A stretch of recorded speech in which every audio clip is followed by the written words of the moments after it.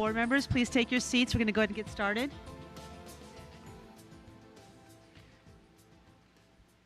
Board members, please take your seats.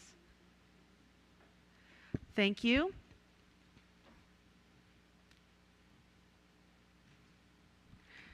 The September 15th, 2022 regular meeting of the Fairfax County School Board will now come to order. Please stand for the Pledge of Allegiance, followed by a moment of silence and a performance of the national anthem by the Lake Braddock Langley, excuse me. It's not Langley Singers.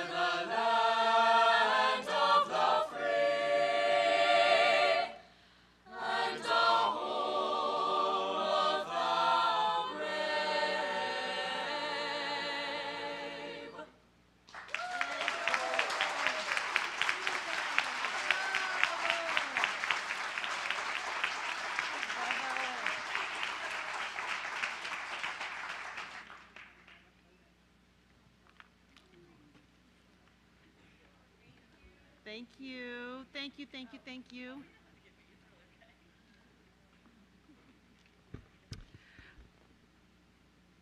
Thank you. Agenda item 2.2, certification of closed meeting compliance.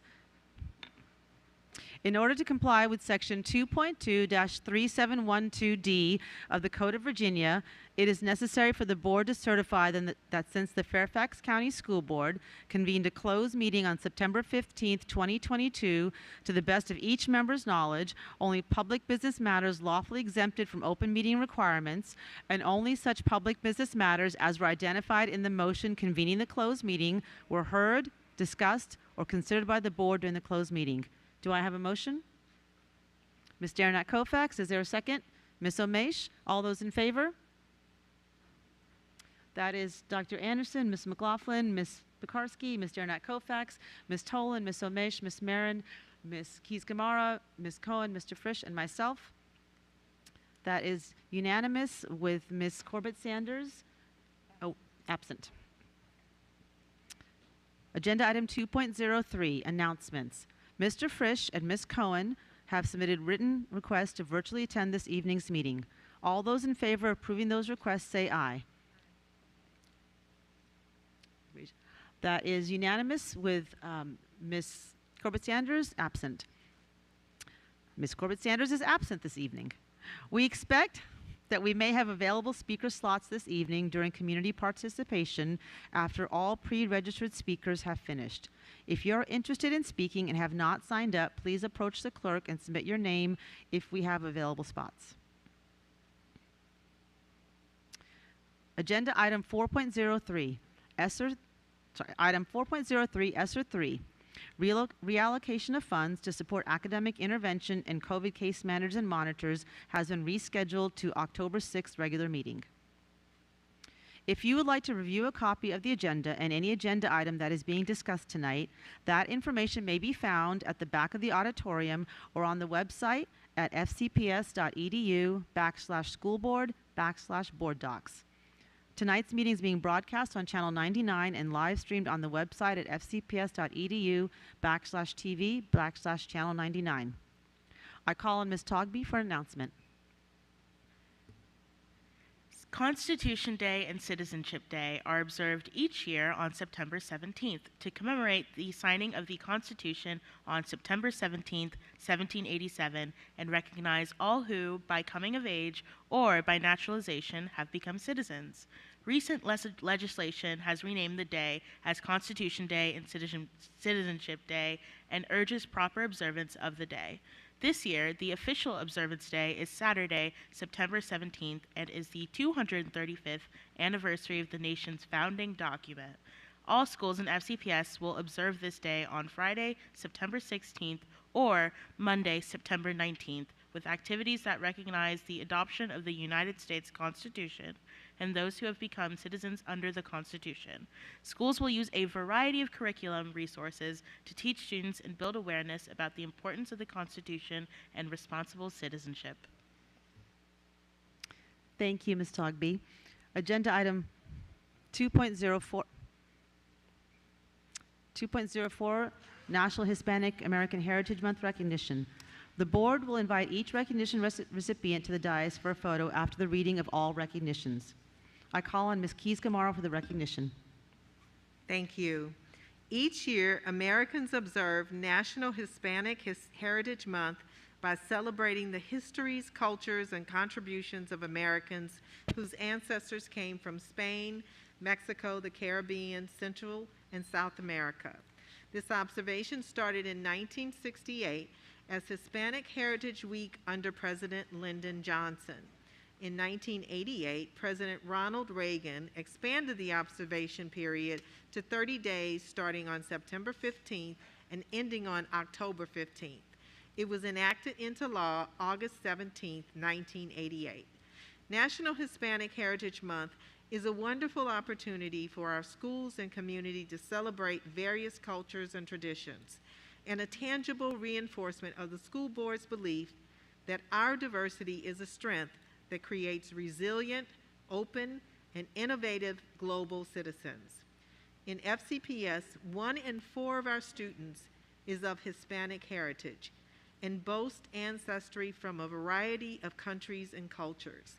These cultures in turn enrich our own school community.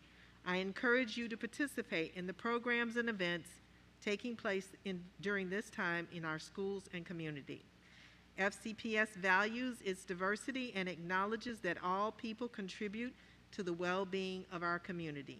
FCPS is fortunate to have many groups whose members work with our Latino students, empowering them to be the next generation of leaders and professionals. Thank you. Board members wishing to address this recognition may do so, and we will begin with Ms. Keys-Gamarra. Thank you. I've actually been really looking forward to this because I had never had an opportunity to talk about my father-in-law. He was born in La Paz, Bolivia, and migrated to the United States, joined the Army, gained his citizenship, and attended UCLA to become a scientist. After that, he has received over 40 patents with various companies that he's worked with.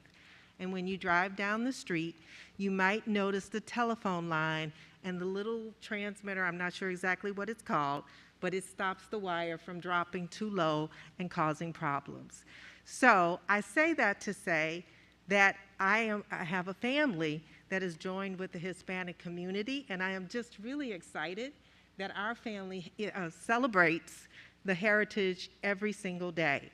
So I also wanted to point out that, and I'm going to take this off for a second, because I can't talk.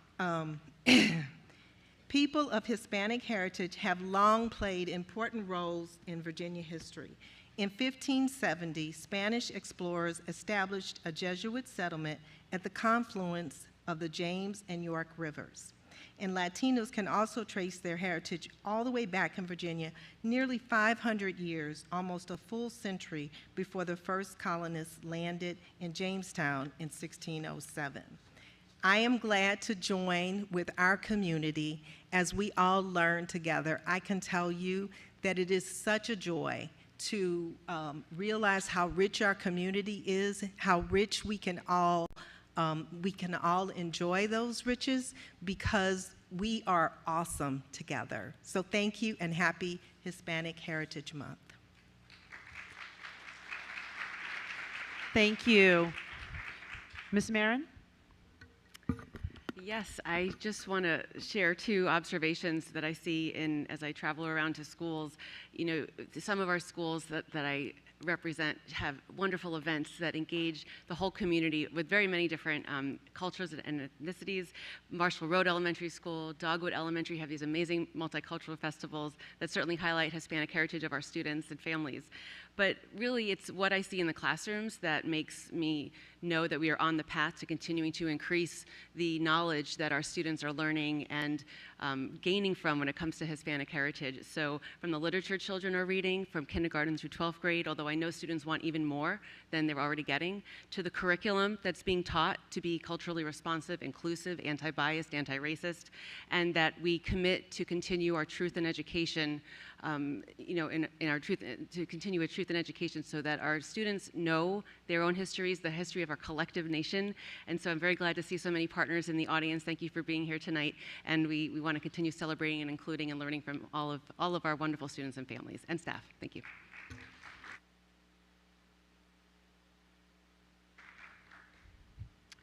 Thank you.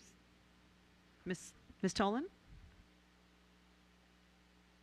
I just wanted to say a few words and just thank, and of course there's so many organizations, but I will just thank a few of them to highlight how many different Hispanic organizations we have here in Fairfax County that are working with our schools to make life better for all of our students. Thinking about EduFuturo, Hispanics for STEM, these organizations are helping out all across our school district. At Herndon High School, we have a Spanish-speaking parent group that does very similar work with our Spanish-speaking families to our PTSA. So a huge shout out to them and thank you for everything that you are doing for our school district.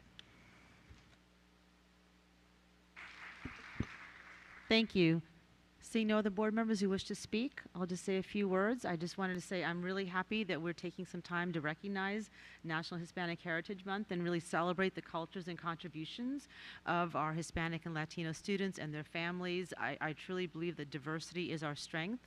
I am grateful to our staff and our teachers for the hard work that they are doing to create and teach culturally competent, inclusive, curriculum that makes the space for the experiences and the heritages of all of our students and creates a welcoming atmosphere where every student and every staff member is welcomed and recognized and celebrated for the wonderful diversity and strength that they bring to our community. And I am proud of our staff for supporting our students. I am grateful for the families in our community and their students who enrich our lives by bringing their culture and their background, their traditions to us, and I am so grateful, especially I will say, I'm going to give a little shout out to our Hispanic Educators Association and their president, Manny Gomez Portillo, who I believe is here.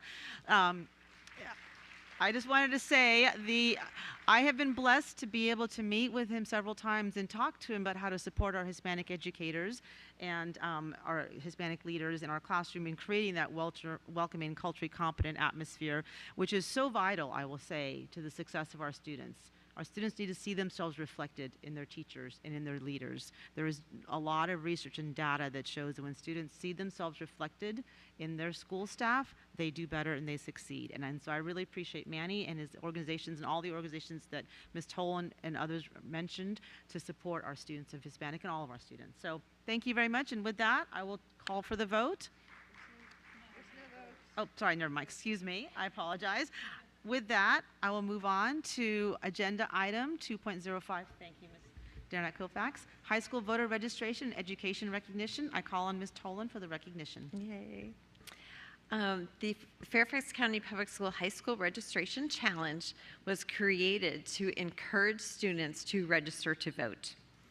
When young people exercise their voter rights, they are likely to become lifelong voters engaged in their duties and responsibilities as citizens. A Virginia law requires every public school to provide opportunities for eligible students to register to vote during the school day. The ethical and global citizen attribute of FCPS's Portrait of a Graduate affords all students an understanding of the foundations of our country while also valuing the rights, privileges, and responsibilities of being an engaged community member. FCPS is committed to providing information to students about voter registration, voting procedures, and how to become informed about election issues, thereby preparing students to exercise their voter rights and increasing the likelihood of future voting. In turn, a social studies teacher in every FCPS high school acts as a voter registration liaison who facilitates voter registration events at least twice during the school year. Students who are registered voters will be able to participate in decision-making at the local, state, and federal levels, and it is important to understand that all elections matter. Tonight, the Fairfax County School Board recognizes and supports the collaboration of the League of Women Voters of the Fairfax area, the Fairfax County Office of Elections, the Fairfax County Council of PTAs, and the Fairfax County Public School Instructional Services Department, Social Studies team, and teachers to provide voter registration opportunities and nonpartisan information about voting to eligible students. Thank you for your service to help FCPS equip our students to participate as prepared citizens in the United States. Also, while I've got the microphone, I would like to recognize former board member. Oh, you're going to do that? Yeah. Okay. Thank you very much, Ms. Tolan. I will pick up on that. I would like to take a moment to recognize former school board member Pat Hines, who is in the audience tonight. Thank you, Pat, for joining us. Agenda item 2.06, VSBA honor roll resolution. I call on Mr. Frisch for the resolution. Thank you very much. Whereas public schools and local businesses and not-for-profits are an integral part of this community, and whereas many local businesses and community organizations play a crucial role in supporting our schools, and whereas the economic health of our community, state, and nation depends on a strong public school system, and whereas collaboration between local public schools and local businesses and community organizations strengthens schools and the business community alike by providing a well-trained, healthy, and highly educated Mr. Frisch, I'm going to have to pause you. Are we okay?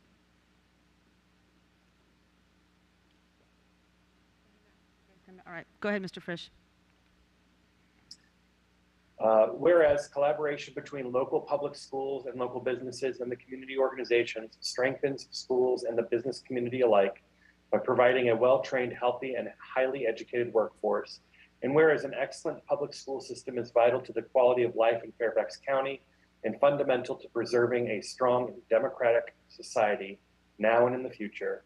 Now, therefore, be it resolved that the Fairfax County School Board names Capital One, Inova Health Systems, and Western Fairfax Christian Ministries to the 2022 Virginia School Board Association Business Honor Roll, showing appreciation for each entity's ongoing support of Fairfax County Public Schools. Your work has aided this community in focusing on the goal of providing the best public schools we can for every child who attends them. I so move. Is there a second? Second. Second, Ms. McCarskey. Mr. Frisch, would you like to speak to your resolution? Yes, I'll try to keep it brief. I would like to take this opportunity to share our deep appreciation for Capital One, Inova Health Systems, and Western Fairfax Christian Ministries for their continued support of Fairfax County Public Schools. It is often said that it takes a village to raise a child, but these organizations have gone above and beyond for our community. Capital One donated $90,000 to our foundation, Educate Fairfax, so that FCPS could purchase and distribute MiFi devices to ensure student internet connectivity. In addition to the MiFi devices, they also continued to run a dynamic after-school coding program for students. In the 2021-22 school year alone, they served 250 students through coders. With their time, and Innova, another longtime partner, coordinated several of the pediatricians that participated in our Vax Up campaign, which provided vaccination information to FCPS families in an impactful way. With their time and medical expertise, FCPS was able to successfully promote vaccination safety and efficacy for those between ages 5 and 12. Western Fairfax Christian Ministries, an organization that has generously donated food, school supplies, and more in years past, donated and supported the installation of industrial refrigerators in 7 schools. Through these efforts to address food insecurity, FCPS families now have steady access to fresh fruits, vegetables, and other perishable goods. Tonight's resolution is a well-deserved recognition, and I am delighted to have our special guests from Capital One, Innova, and Western Fairfax Christian Ministries here tonight. Thank you all again for supporting Fairfax County Public Schools. You've made a difference in the lives of many FCPS students and families, and for that, we thank you. Thank you, Mr. Frisch. Ms. Pekarsky, would you like to speak to your second? Yeah, thank you. I would also like to offer my deep appreciation to these partners, to FCPS. An investment in our schools and in our students really is an investment in our collective future. And Mr. Fritsch, I think, hit upon some of the ways that they have partnered with us and provided opportunities and resources to our students that would not have otherwise been available to them. And for that, I am immensely grateful. And I can speak directly to Fairfax Christian Ministries. It is an organization that is on my end of the county, on the western end, and has done incredible work for our community. In addition to the refrigerators that are amongst the schools in Centerville, Clifton, Chantilly, and others, during the pandemic, they were also working with our Board of Supervisors partners to bring in truckloads of food and fresh food and identify families that were in need. So they helped quite literally feed our families and our students that attend our schools. I think for many it is a surprise that we have a very high number of students who live in poverty and students who, do not have nutritional meals, cannot be successful. So I just wanted to make sure I shared that with you. And Innova, of course, during the pandemic has been just a wonderful partner with us, in addition to what was shared, getting our vaccination clinics up and running for our employees so that we could get students back into the classroom as soon as possible.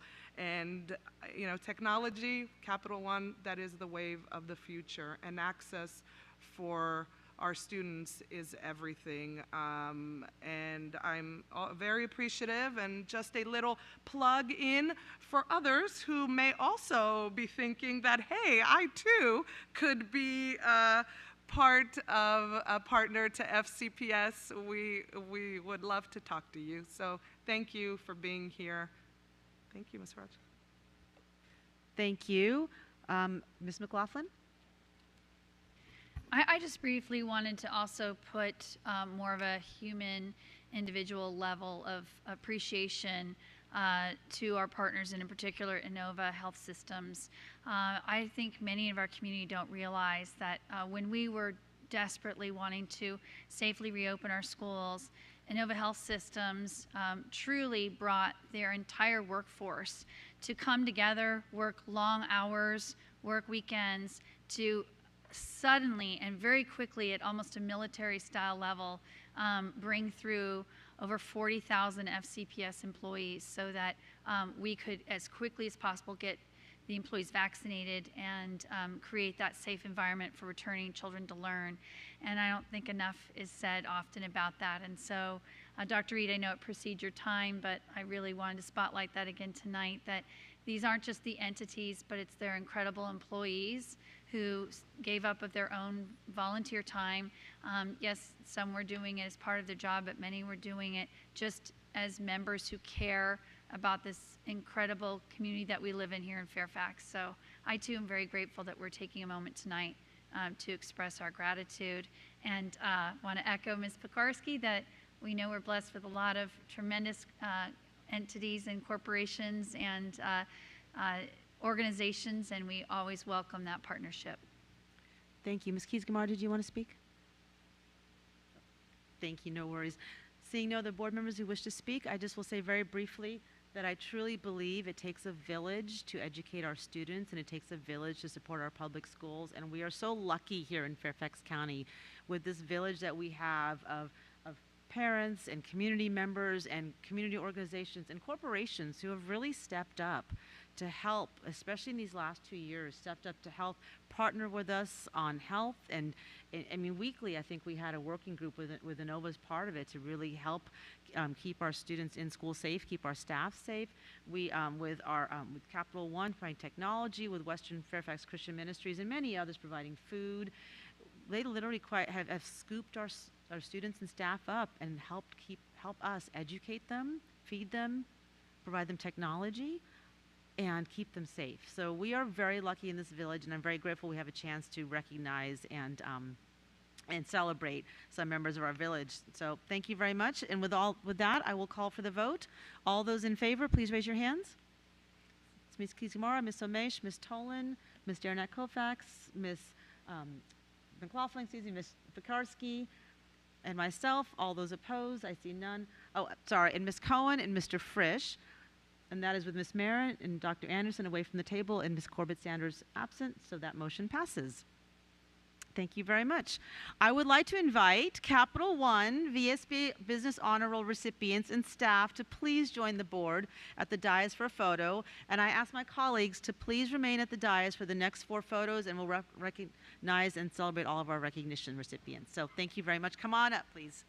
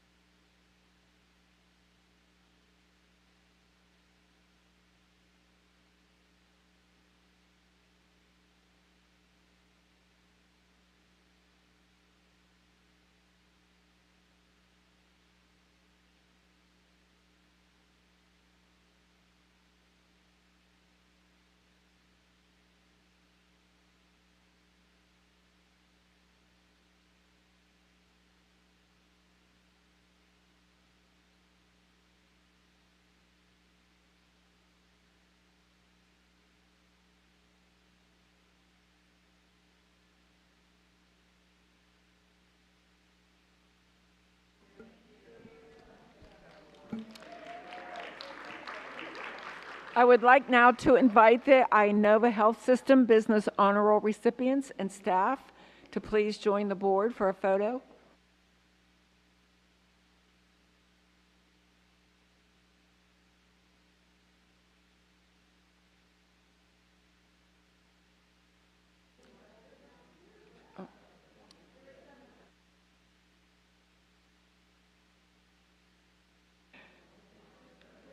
would like to invite the Inova Health System Business Honor Roll recipients at this time to join the board.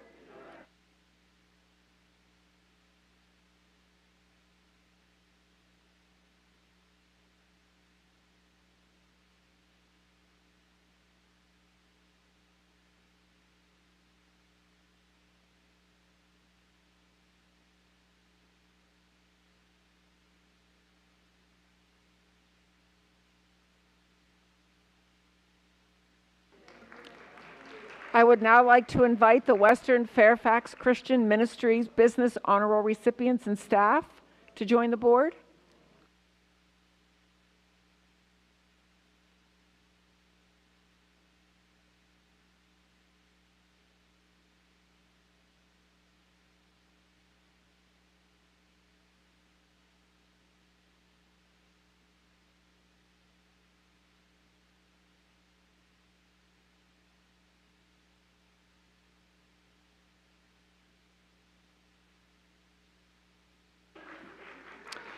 I would now like to invite all of those who are here this evening in support of the National Hispanic American Heritage Month recognition to please join the board for a photo.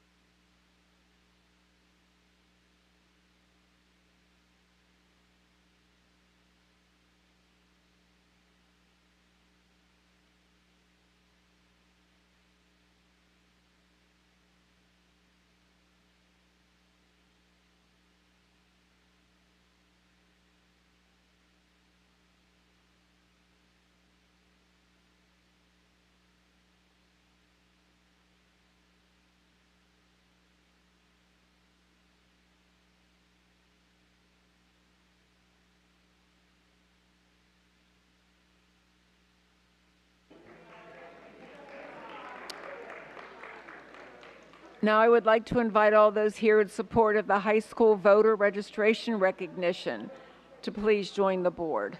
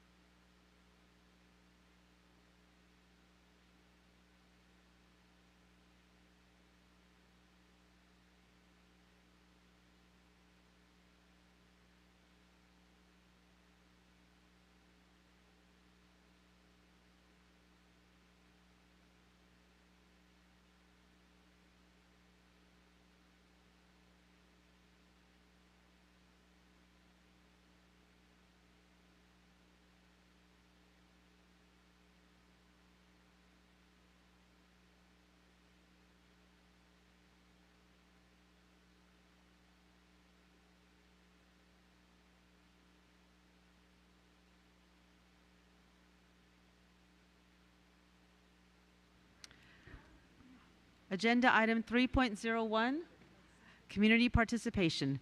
The next order of business is community participation. Speakers must limit their remarks to no more than 2 minutes in length.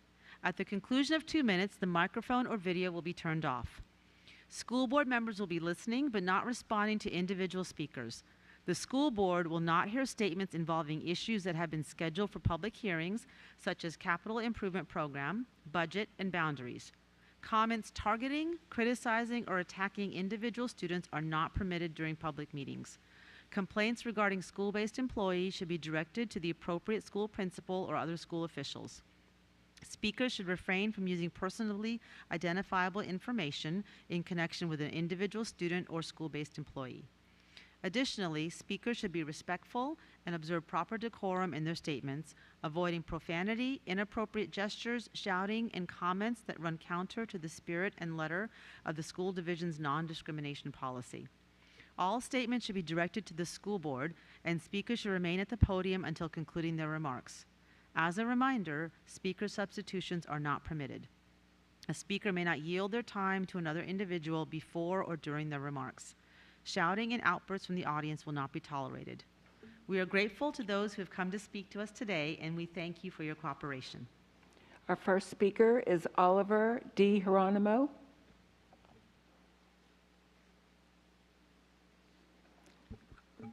Our next speaker is Kate Carey. Oh.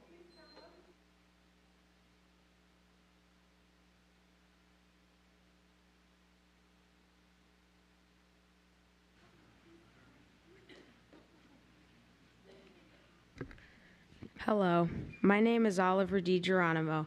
I am an autistic 7th grader from Glasgow Middle School. Unfortunately, I'm not always able to find common ground with my peers and those around me.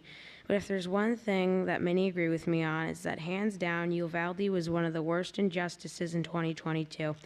I only mention this because of how recent and shocking of an event this was. Besides the nefarious police response, like the cop using the hand sanitizer and the officer checking his phone, the systemic failures and behavioral patterns of violent individuals are often repeated time and time again during these tragic events. Many of these mass shooters drop a multitude of warning signs before they commit a massacre. Now on to how Fairfax County Public Schools takes these threats and dangers.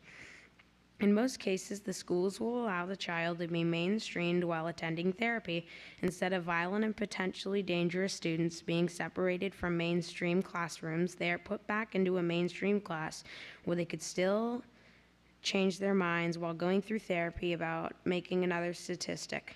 Almost all mass shooters have dropped hints at one point or another, and they've either been ignored or mistreated. And unfortunately, the FCPS SR&R guidelines are not on the side of the average student's best interest. It is great that humans want to help the troubled, but at what point is it acceptable to put mainstream students at risk because of one potentially dangerous individual? Almost all mass shooters have dropped hints at one point or another, like Ethan Crumbly, Salvador Ramos, and Nicholas Cruz, writing things on social media like, "I'm going to become a professional school shooter. Now I am become death, the destroyer of worlds. See you tomorrow, Oxford," and posting videos of firearms. Thank you very much.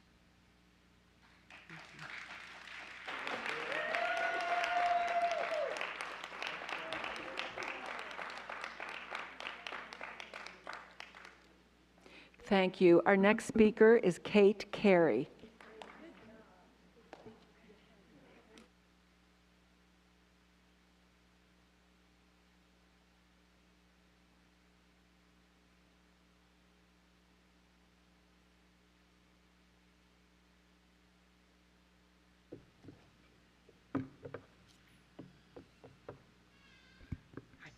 I have 2 high school students enrolled in Fairfax Public Schools. They brought me their concerns about your science curriculum. You'll be receiving handouts with a map of the United States that shows that Virginia's grade for teaching the science of climate change is an F. This is more remarkable when you consider that coal-producing West Virginia has a D. In fact, oil-producing states like Oklahoma and Alaska have a B- and A- respectively. Virginia really is an outlier. My kids showed me this map, and I said, well, we live in Fairfax. I'm sure we have an A. That's when my high school senior stunned me. He said the only time he's ever discussed anything related to climate change was in his 8th grade science class studying energy. Using FCPS created worksheets, the students learned that we will eventually run out of fossil fuel and coal, but there were problems with green energies. The sheet then went into detail about those problems, sidestepping the problems with carbon-emitting fuels. I propose a working group to be created to improve our county's grade on this topic. How exactly is FCPS teaching climate change across subject matters and in what grades? Schools cannot hide from difficult problems. The kids know this is happening. They need to be mentally prepared for a hotter world. They need to be educated to make wise financial decisions. Basics like, what kind of drainage system do you have on your property? What kind of renter's insurance do you have? Most importantly, they need guidance about the future job market, and that guidance must address significant changes that are happening now and accelerating. Climate solutions are where tomorrow's jobs will be. We need new strategies in agriculture, people entering environmental science, and scientists capable of developing carbon mitigation technology. I quote your own mission statement to you. FCPS prepares all students for the world of the future and employment beyond high school. Let's really do that. I have copies of the books that I used, Virginia Climate Fever by Stephen Nash and Miseducation, which I'm happy to share with you at a later time. Thank you. Thank you. Our next speaker is Martha Bretschneider.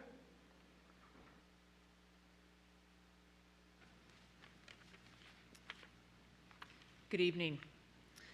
I'm here as a Fairfax County resident of close to 30 years to urge the school board to commit publicly to anti-racist education and declare its support for the teachers who do the work.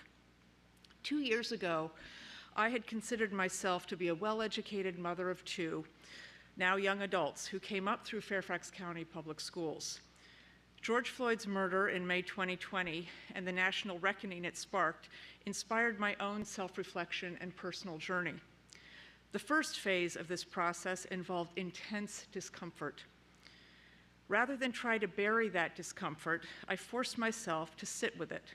I started reading about the parts of our history I hadn't learned in school. I discovered how clueless I had been about the experience of Black Americans and other people of color in our country, let alone the socioeconomic impacts of systemic and institutional racism that persists today. I felt angry and betrayed by the school system in which I was raised and by the adults who whitewashed our history. I felt I had been lied to, with so many gaps in my education. Our children deserve better. Professional educators know this and deserve our publicly stated support for their efforts. Yes, anti-racist education can be uncomfortable, but learning to sit with the discomfort of our history and respond thoughtfully to the truth with empathy and compassion prepares our children to be future leaders and problem solvers. Public statements in support of anti-racist education can be uncomfortable in the current political environment. This moment in history, however, requires courage and risk-taking. Our children, our community, and our country's future depend on it. I urge the board to approve the Teach Truth resolution coming up and publicly put Fairfax County. Thank you. Our next speaker is Julie Perry.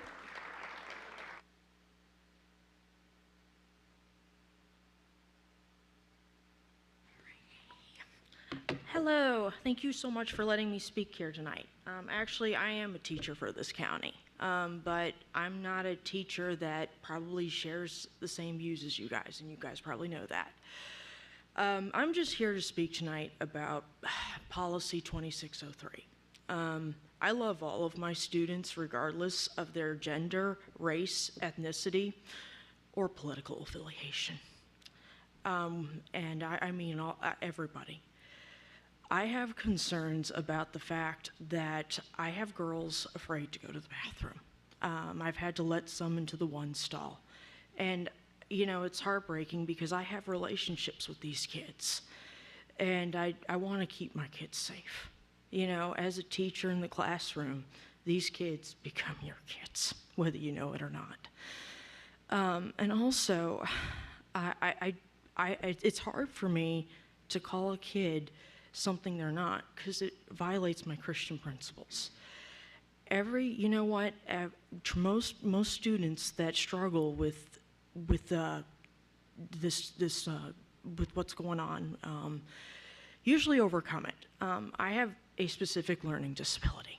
I was a child in elementary and secondary schools that had an IEP. I had to overcome my challenge in life, and I did it. And I did it because I had teachers and my parents encouraged me to do their best. And that's why I got into this field, is because I want to encourage my students the way my teachers encouraged me. And so I really think it's important that we help these kids and love them the best we can and strive them to be the best we can. Thank you so much for letting me speak. Thank you. Our next speaker is Tom Goudreau.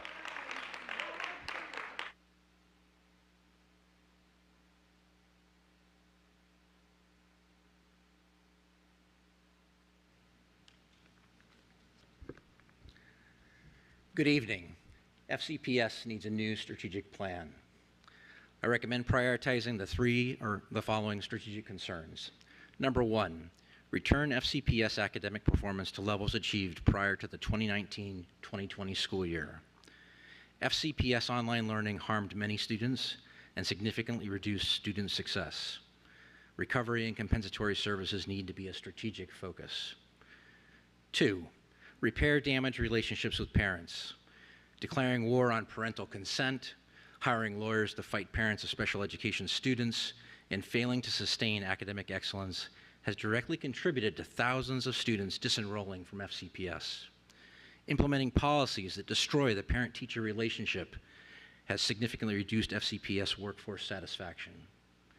Number three, reestablish resource stewardship to serve FCPS strategic priorities.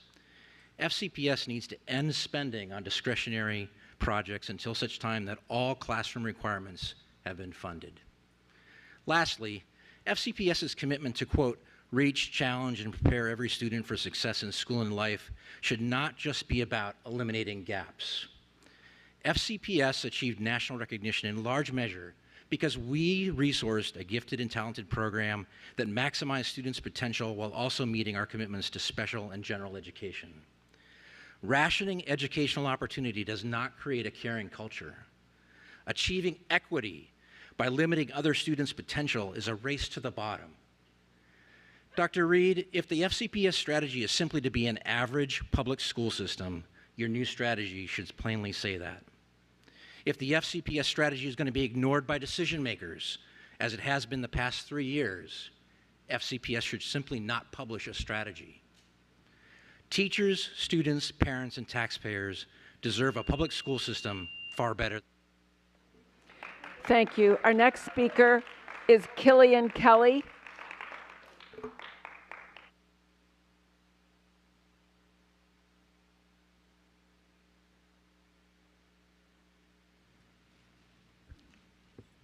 Thank you.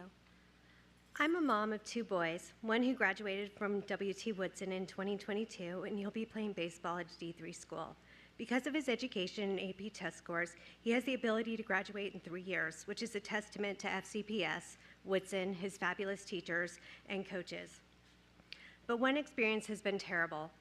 I want to fix this for all the current students, families, and boys following after them.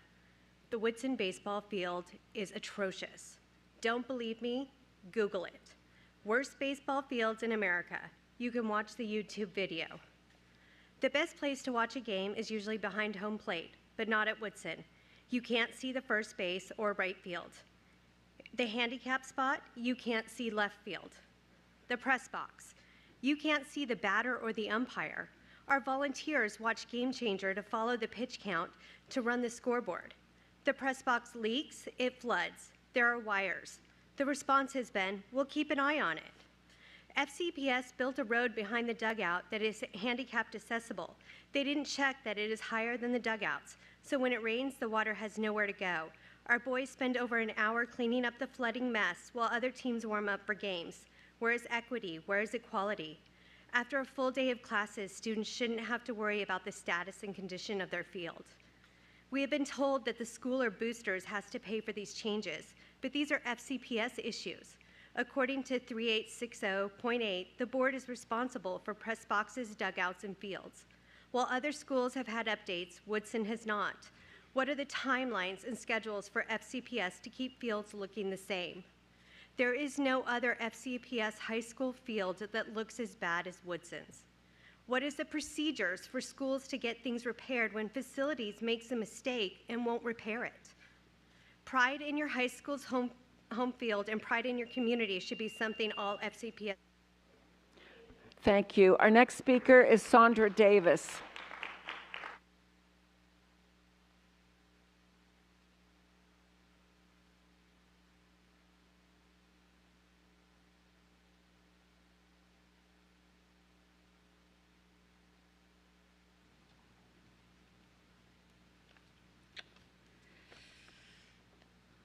I like your pearls. I wore mine too in case I needed something to clutch.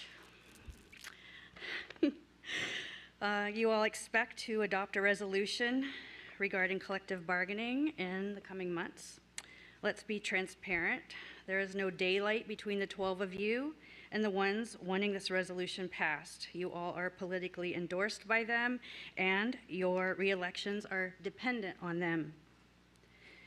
In your eagerness to capture the viewpoints of these associations, you have neglected the viewpoints of the teachers who do not wish to become members and the community at large who are all set with the administrative bloat that is driving up our property taxes. How much more money will need to be spent on lawyers and other union-related staff? You might not have heard from up there, but teacher unions aren't very popular right now. Parents and grandparents remember they obstructed the return to school plan by inserting themselves into the policy at the national and the local level. We remember the delays, orchestrated sick out, science ignored, and unreasonable demands that schools should not be reopened until 14 days of zero community COVID spread, a benchmark that has yet to be met. Thank goodness parents created their own associations and intervened. The party line is that teachers leave FCPS because of pay, but they tell me that they are leaving because of the things they are being forced to teach and secrets they are being asked to keep from parents. They are overwhelmed by all the extra administrative staff in the form of instructional coaches, layers of support staff, new training, scripts they must read, and resources that are politically charged. Meetings before after school, during lunch, and issues with student discipline compounded by union-led extended closures. One can hope that teachers feel free to approach the school board with these concerns before quitting FCPS, but I'm skeptical. Not retaining teachers equals more learning loss, an issue rarely discussed here. Thank you. Our next speaker is Shay Cousin. Hi, everyone. I'm calling in virtually. I'll make it very short because my kids are about to leave their music class. After the COVID epidemic, there has been a drastic increase in mental health problems amongst school-aged children. And I know that it's difficult for parents whose kids are in a mental health crisis to find the resources within Fairfax County on how to educate their children. Because a lot of these children that are having the mental health crisis aren't able to go to school. And so it would be really nice if it was easier to find, to get help and to educate our children that can actually go to school because they're suffering from a mental health crisis. So I'd like to see more resources available to parents, like something on the homepage or somewhere that we can look and find what to do next for our children. And I think you guys are doing a great job, and I'm a very happy parent and love our schools. That's it. Thank you. Our next speaker is Joanne Sears.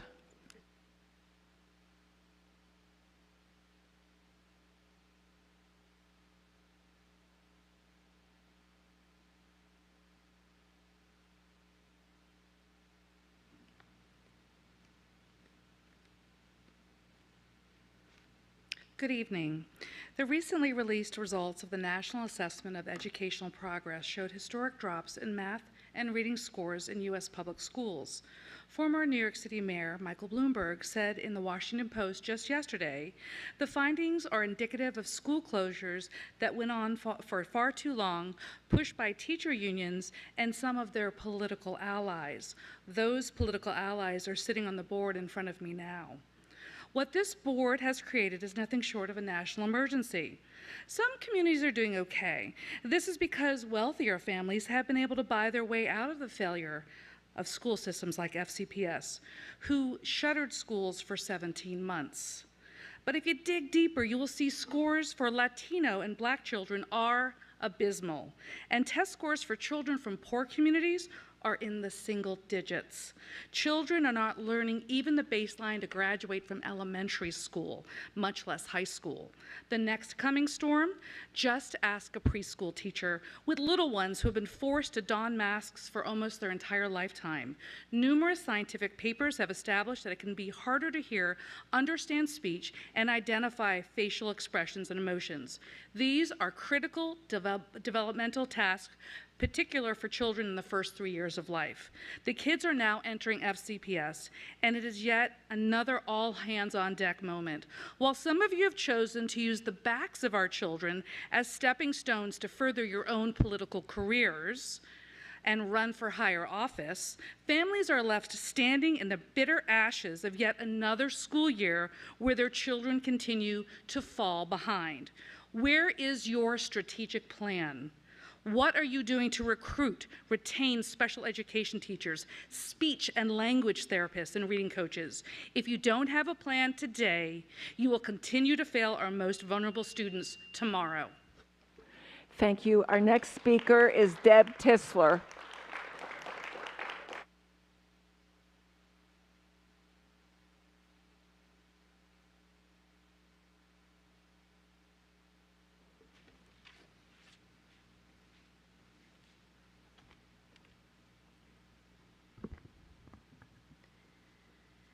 I am here tonight to talk about toxic school system syndrome. It is rampant in FCPS. Teachers are scared of the harmful effects upon them and their students. Poor policies and indifference to the actual needs of the students, teachers, and families of the FCPS community created one of the fastest growing toxic learning and working environments, such as teachers feeling uncomfortable raising issues and concerns important to them, and teachers left without the necessary tools to teach their students the fundamental skills they need to succeed. This lack of support is one of the greatest predictors of teachers leaving their profession. In a few weeks, we will embark upon another anniversary of this school board's National Dyslexia Awareness Month resolution that I predict will have another dog and pony show filled with bloviated, self-serving scripted statements intended to springboard the speaker off the backs of children drowning in a sea of illiteracy. This school board is aware that FCPS has the funding to ensure a literacy program that is at capacity to succeed in meeting the needs of long-neglected students. The majority of the teachers hired by FCPS do not know the foundational skills of the science of reading. The secondary schools do not have the resources they need to identify and remediate students. This school board holds the key to $188.8 million of ESSER funds that they have withheld from crucial areas. Instead, this school board allows convicted sex offenders to have access to our children because they are unable to ensure proper background checks. Let's also not forget this school board's attempt to silence a 12-year-old sexually assaulted in FCPS schools and firing an auditor out of retaliation. Clearly, this school board has no issue paying millions to Hunton, Andrews, and Kurth and Blankenship and Keith to act as their agents of terror. When will this school board realize this toxic school system syndrome rooted in their decisions is harmful? Has this school board even considered they might be the reason why FCPS is under investigation by OCR for a multitude of civil rights violations? Perhaps this school board should take a moment to reflect on that. Thank you. Our next speaker is Thomas Cranmer. Thomas Cranmer. Our next speaker is Jeffrey Shapiro. Our next speaker is Mark Spooner.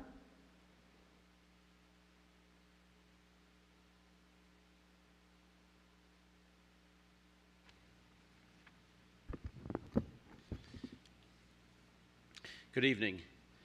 At one of the July board meetings, the president of the Fairfax Teachers Association said that the union looked forward to collective bargaining with this board in the coming year. Then at the meeting of this board 2 weeks ago, it came out that the school year's budget already includes funds to support collective bargaining. My questions are, what's going on and why? A Virginia law that was enacted in 2020 allows collective bargaining between the school board and a union if, but only if, the board has passed a resolution to allow such bargaining. As far as I've been able to determine, you haven't passed such a resolution, and you have no legal obligation to. And why would you? This union already has tremendous power. During COVID, it inflicted significant damage on students and on parents. It only cared about its own interests, not about the children who lost a year of learning, and not about the parents who lost their jobs to stay home with their kids. Parents, I think, would be very surprised to learn about steps to reward this union with more power than it already has. So if you go forward, the process needs to be inclusive and transparent. So I call on you to do 4 things. Number 1, fully disclose what's being considered and why. Number 2, disclose the meetings and correspondence that have already occurred with the union concerning collective bargaining. Number 3, tell the public where things stand. And number 4, set up a series of public hearings to allow citizens to be heard. This is a very consequential matter that can't be presented as a fait accompli after you've worked for months with the union behind the scenes. Thank you. Thank you. Our next speaker is Stephen McCullough.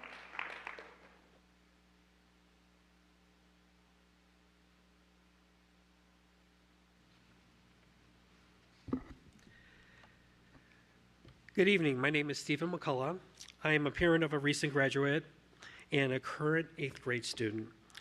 I am also here representing Free and Anti-Racist Minds, FAM, a local organization whose mission is to promote transformative public schools through anti-racist, community-based approaches.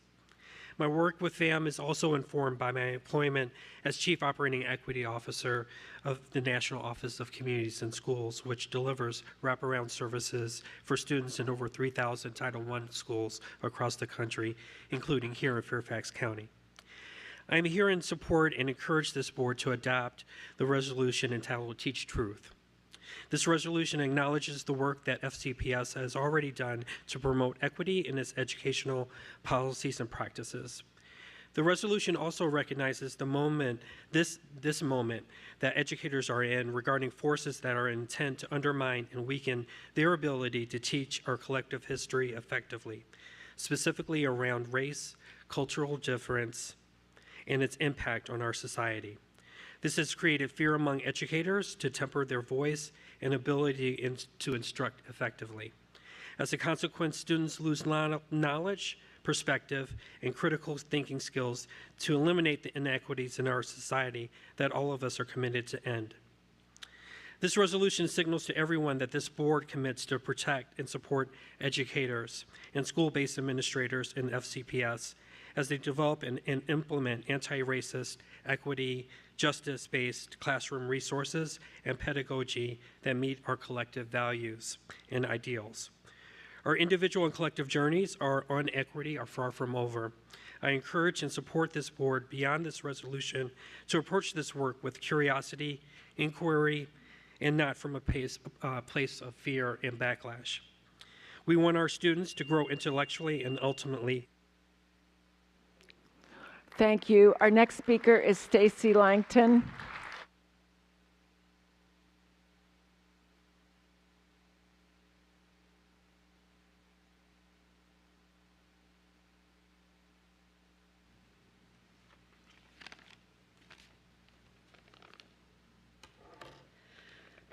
I'd like to apologize to Chairwoman Rachna Sizemore-Heiser for the mocking of her son on the June 30th Shadow Board program, which was promoted by the Fairfax County Republican Party.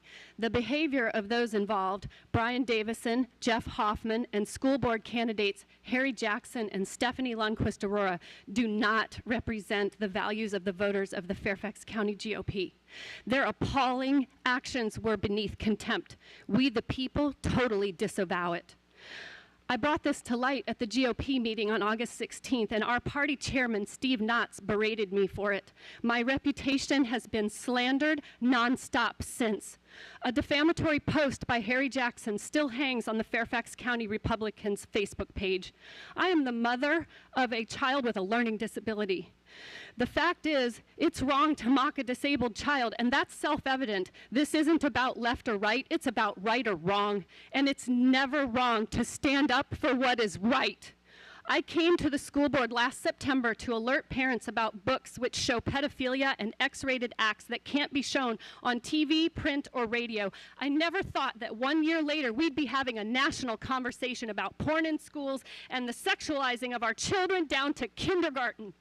The conversation reached the White House on Tuesday when Joe Biden's wife, Jill Biden, was interviewed on NBC. When asked, "Where is the line?" she answered, "All books should be in the library, all books." We have laws against this imagery around minors. FCPS chose to keep the books. I now seek a legislative solution, which I told Ms. Tolan and Ms. O'Mace about in January. It's a label, and it's called Paw Prints, which stands for Parental Advisory Warning. It tells parents there's things within that are not suitable for minors. We have labels on everything: albums, video games, TV, and film. Paw Prints will protect children until the books are removed. Thank you. That was our final speaker. We also have 3 video testimonies this evening. The first one submitted by Lauren McCaughey. My name is Lauren McCaughey.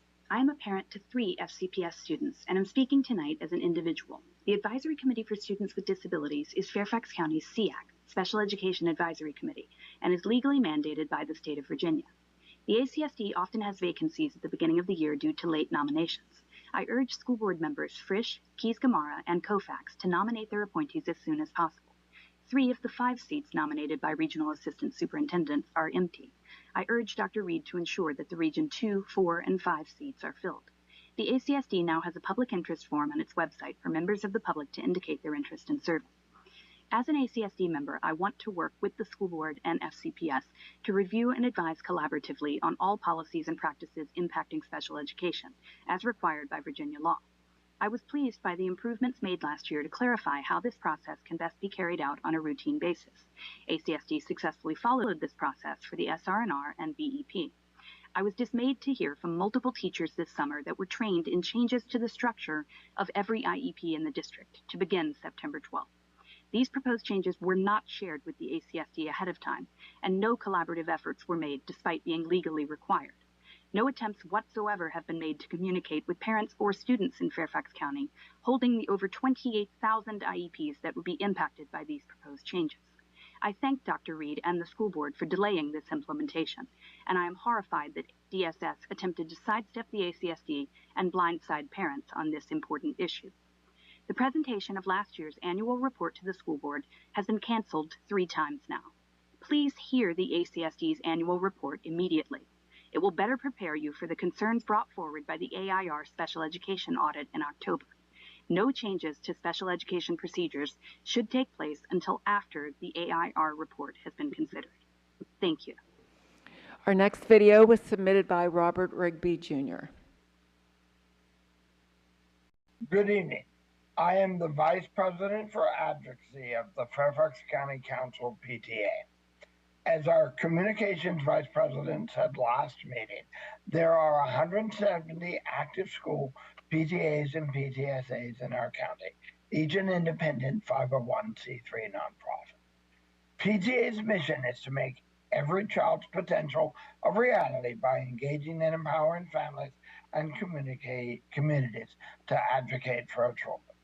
We can only achieve our mission and vision in full collaboration and partnership with the broadest possible set of volunteers, staff, educators, schools, and communities. We ask this board to aid and protect staff and admin as they develop and implement classroom resources and pedagogy that are anti-racist, equity, and justice-based and liberatory.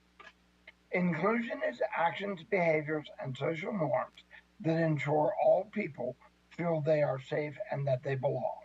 This means putting diversity into action with skill and intentionality to ensure everyone feels respected, supported, and valued, and can fully participate with equal voice and right to be heard.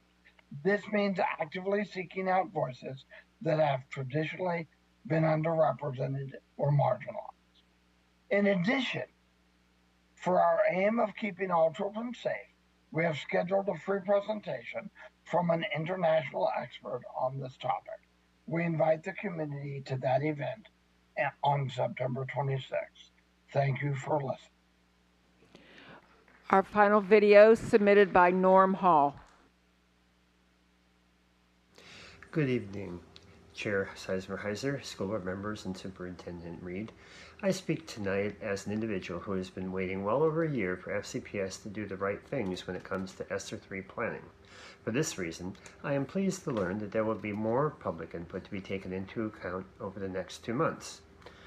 More than 6 months have passed since February 24th, when vaccinations were not available to the youngest members of our community, when masks were still required inside FCPS buildings, and before the last 15,500 new COVID cases were reported via the FCPS dashboard.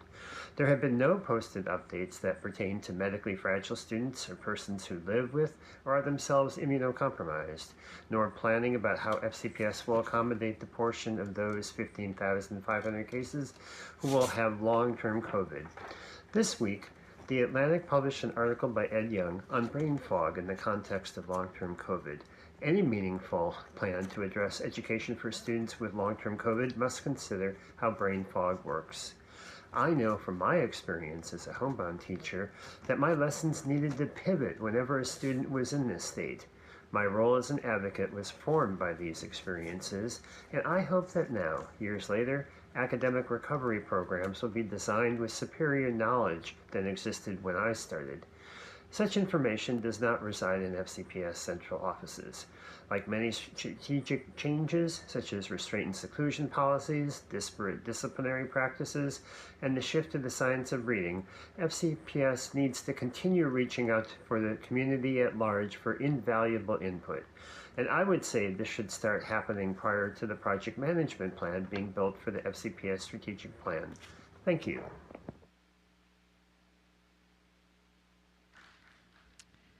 Thank you. Agenda item 3.02, Superintendent Matters. I call on Dr. Reed. Thank you, Madam Chair. And let me zip to that. I want to welcome all of our attendees this evening. Thank you for coming out and participating in our process. I want to talk a little bit about the last 2 weeks. I've had the opportunity to visit Lake Ann Elementary, Dogwood Elementary, the Burke School, Orange Hunt Elementary, Walt Whitman Middle School, and Mount Vernon High School, as well as taking a tour of the old Mount Vernon High School building. And it's really a fascinating bit of history for sure. The recent community conversations, and I'd like to thank all the community members who have turned out to be a part of those conversations, and board members who've also joined to be part of the conversations. We've been to the pyramids of Madison, South Lakes, McLean, Hayfield, Falls Church, and Edison. I believe we did our 11th last night of the 27 scheduled. Also had an opportunity to attend the Freedom Hill Elementary community as they hosted their back-to-school community picnic recently last Friday evening. And I've had a chance to visit the Marshall High School football game as they hosted Westfield, and it was a great opportunity to meet students, families, and staff. Last Saturday morning, I had the opportunity to join the Fairfax County Joint Environmental Task Force breakfast with board members Ms. Tolan, Mr. Frisch, and Ms. Keys-Gamara joined the breakfast. I was excited to hear really a lot about how the school system is partnering with our county on our green footprint and also carbon neutrality goals. So that's been an exciting opportunity. We've had several professional development cohorts that Fairfax County Public Schools sponsors. Most recently, Dr. Ivy and I had an opportunity to speak to Supporting the Mission, which is actually a really unique Fairfax County public school initiative, which I think has great dividends. Each year, our Office of Professional Growth and Career Development sponsors this cohort.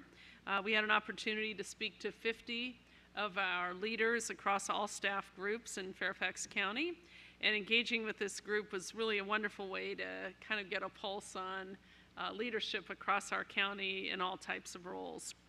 The initiatives I'd like to highlight this week is I'd like to welcome our newest principals to our Fairfax County family. Congratulations to Ingrid Badia, who was named the new principal of Annandale Terrace Elementary School on August 31st. And then I'd also like to congratulate Raven Jones, who was named as the new principal at Luther Jackson Middle School, which honestly, I had an opportunity to meet both of these leaders during the hiring process, and I'm very pleased to have them as our principals. They're both, I think, tremendous people as well-respected leaders, so we're excited to have them join us. I also want to just mention the 2 Chantilly High School seniors who are seeking their patent for a pandemic project resulting in the creation of a specialized walker to encourage mobility among Parkinson's patients.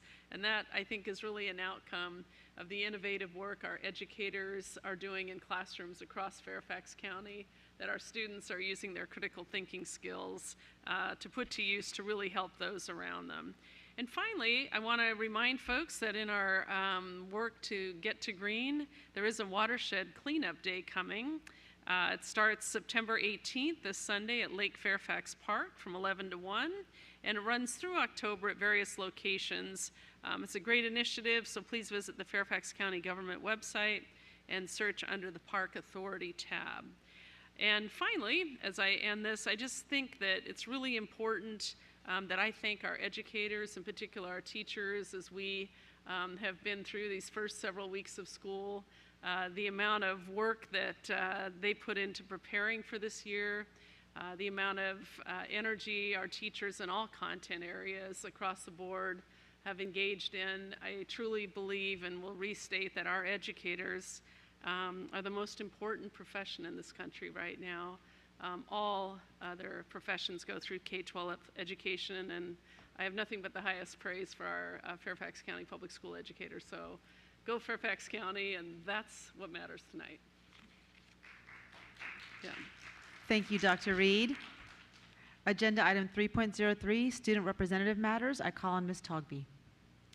Thank you, Madam Chair. I believe I already missed them, but quick little shout out to Oliver. I never would have had the guts to even attempt public speaking remotely close to this level at his age, but just know that I'm really proud of you. Good evening, everyone. Happy Thursday and happy Hispanic Heritage Month. It truly is a wonderful time of the year where we get to see schools and communities celebrate various cultures and traditions. But a quick little reminder, it also shouldn't be the only time that we empower them to do so.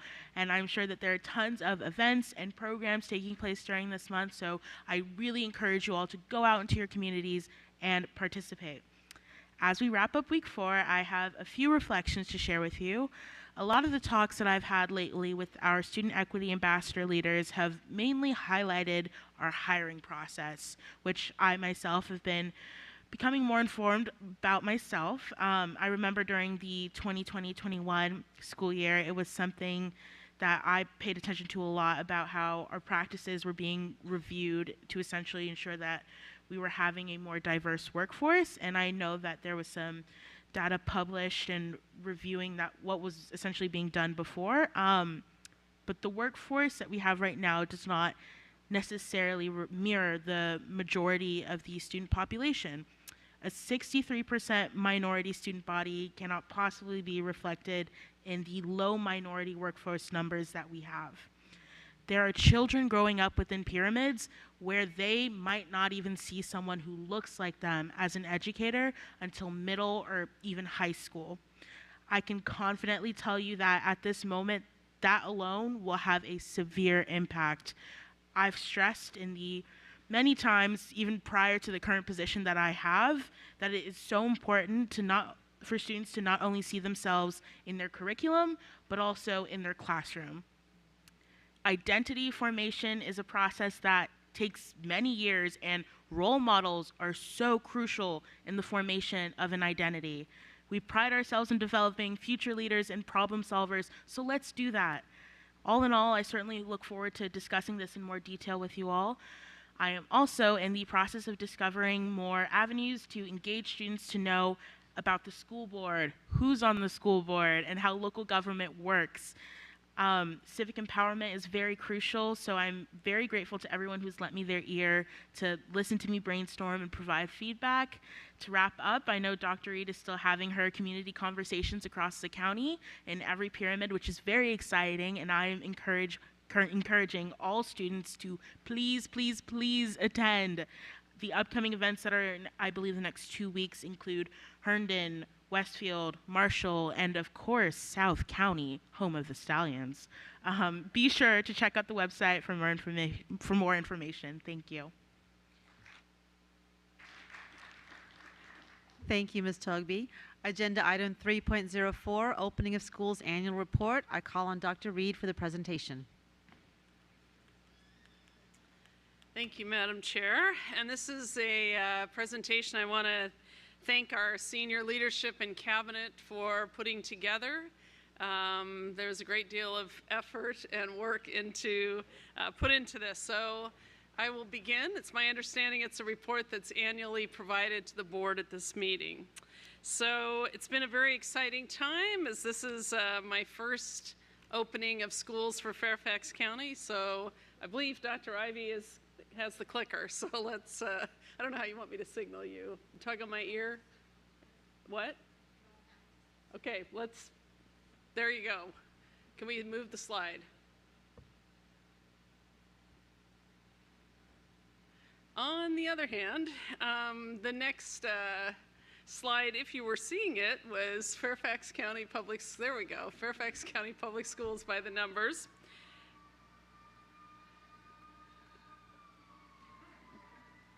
Oh, that's outside. I thought maybe it was, okay.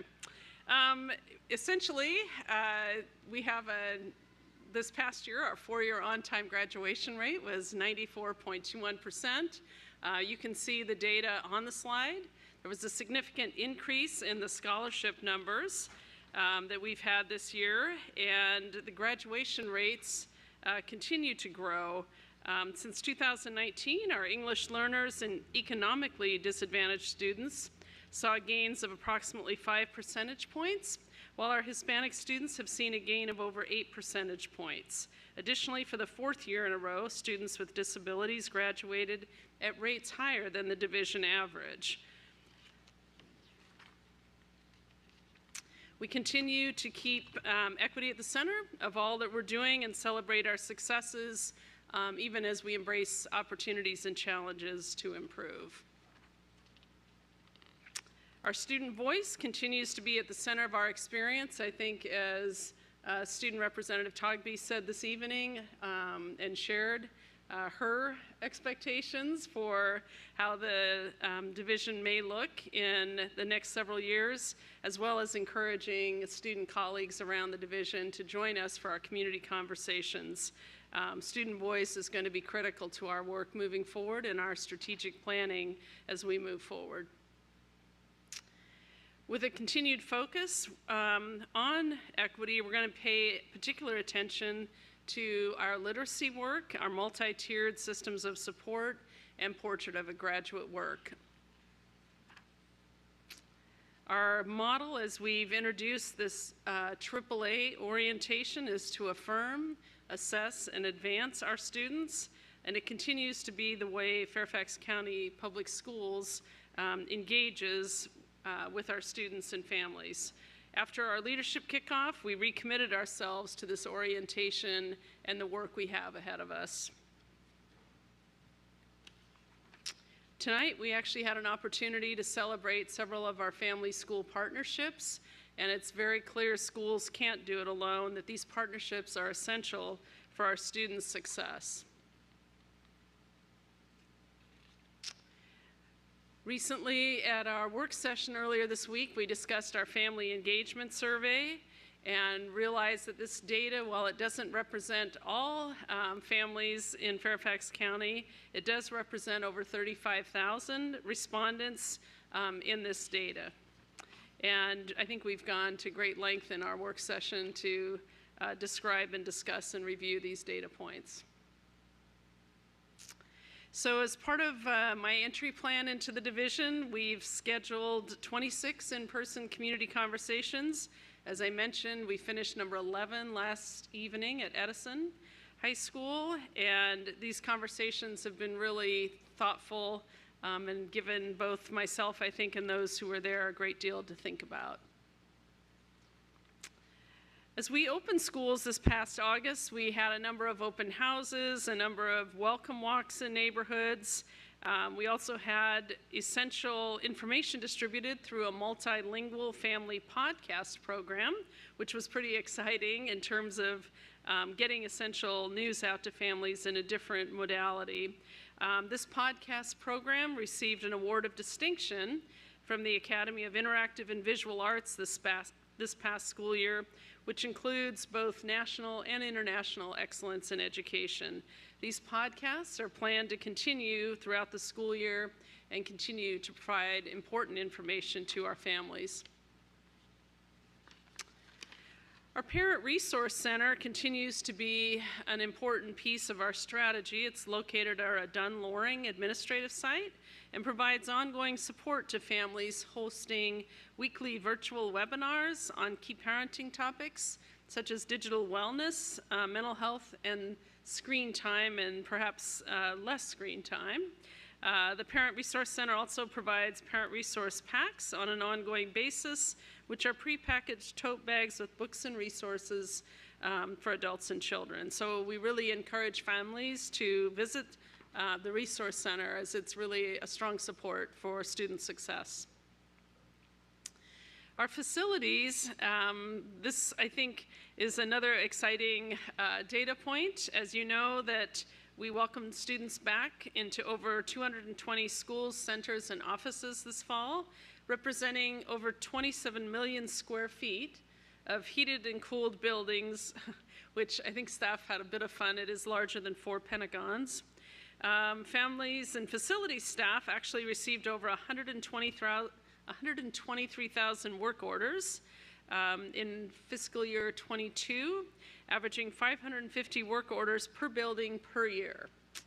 So we're also in the process of completing 47 HVAC replacement projects using ESSER dollars, and I'm proud to share that Fairfax County Public Schools has been named an Energy Star Partner of the Year for a 6th year in a row since 2017, which is quite impressive. The Sustained Excellence Partner since 2019, and we currently have 185 Energy Star schools.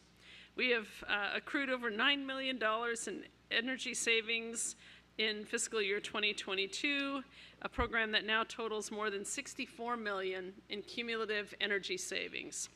And I think we've actually, referred to this as cost avoidance, because I was looking for the money. But it's more that we didn't actually spend it, so I want to clarify that. In July of 2021, the school board unanimously adopted the Joint Environmental Task Force goals, committing our division to achieve zero waste by 2030 and carbon neutrality by 2040. I think rather bold goals, which are going to require all of us to work together. Transportation. We have a number of buses that transport 129,800 eligible students annually, and we actually have had over 43 million student bus rides per year, which is a pretty incredible data point. This represents a significantly larger increase year over year, but that's because in prior years we counted the AM and PM trips as just one trip, and we realized that there are 2 trips. So our buses travel 101,900 daily miles, which is actually mind-boggling, I think, when you think about that, which equates to 18.3 million miles annually. So our Here Comes the Bus app tool is something that's supportive for parents. It's had a few bugs this fall, but I know we're working through those, and it's really become an essential tool for our families. The safety and security of our students and staff continues to be a top priority. Annual tabletop exercises at all of our schools are held, and additional safety and security efforts this year will focus on the security vestibules and classroom lock projects, as well as continuing lead testing in our water. We appreciate the continued partnership with the Fairfax County Police Department and remind everyone that safety is all of our responsibilities. Please report anything suspicious to the Office of Safety and Security and the police, and dial 911 if you believe there is immediate danger. I would also at this point encourage the other safety topic that came up last evening, for example, at Edison High School, and it's come up in other pyramids, is just how we as adults drive around our schools. Often we're late or we're in a rush as adult drivers, and it's just really important for us, I think, to be mindful that we have young people often scurrying, and as our days get shorter and darker on either end, just encourage the adults to, be mindful of our driving. Food and nutrition continues to be an incredibly large operation. During this past year, we served 27.9 million meals and snacks, and in addition, 800,000 suppers, snacks, and summer meals were provided to students and families. No-cost supper meals continue for after-school programs at eligible sites, and we're planning to increase our farm-to-school offerings by participating in a new state pilot program. To ease the transition back to school, Food and Nutrition Services staff replaced self-serve fruit and vegetable bars at middle and high schools and elementary school salad bars with portion servings of fruit and vegetables. This self-serve component of the fruit and vegetable bars will be implemented later in the school year, and elementary school salad bars will be added back as soon as possible. So lots of green happening in food and nutrition as well. Under student success, we continue to work to prepare all students for success in life. I want to share some data points from this past year. So I think it's key that 195 of our schools operate under traditional or alternative accreditation plans. Of these, 193 are expected to be fully accredited, with only 2 remaining that may be accredited with conditions, which is a pretty phenomenal data point, I think. These final results will be released from the Virginia Department of Education on September 22nd.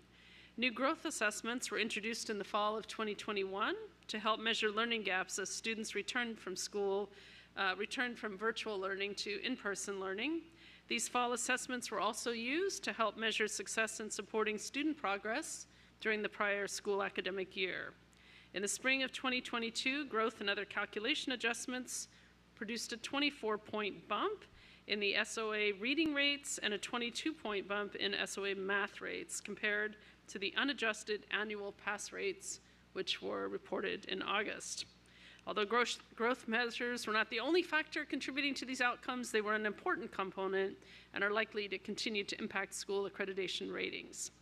We continue to reinforce our commitments to applying the multi-tiered systems of support to meet each student's unique needs. And in the coming year, grades 3 through 8 will be required to take 2 growth assessments in the fall and in the winter, followed with the spring SOL tests, paving the way to truly measure through-year growth for each student. So lots of assessments. We did have expanded summer learning this year. This summer, all of our elementary and middle schools hosted summer learning programs in addition to our regional high school sites. We served over 30,000 students, and it continues to far exceed our pre-pandemic participation in summer school, with a 66% increase from pre-pandemic participation rates. I want to also take a moment and thank all those staff that participated this summer. We had many, many staff step up. Again, our educators going above and beyond.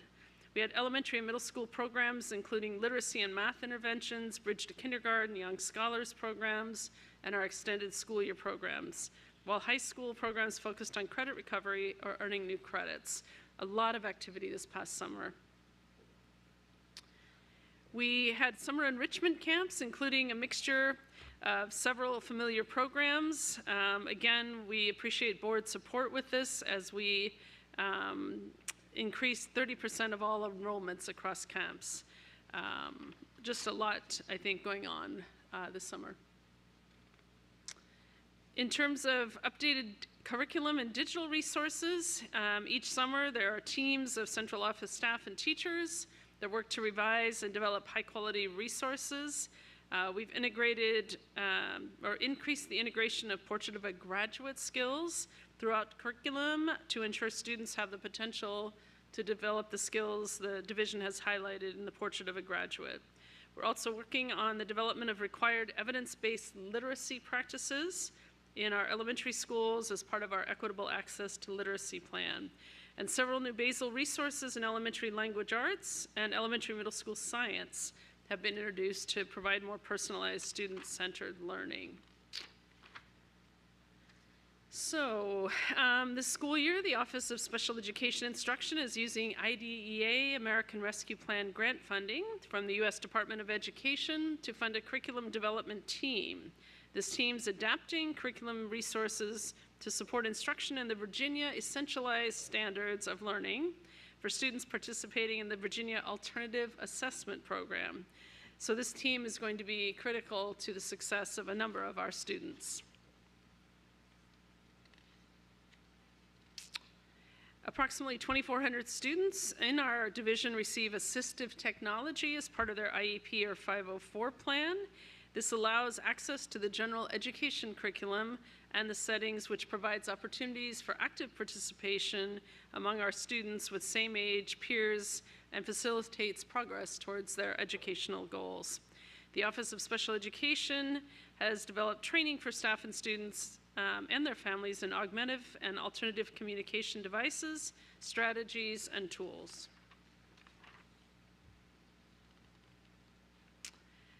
So technology, we continue to focus on sparking innovation, and I know technology had one of their first in-person orientations this summer.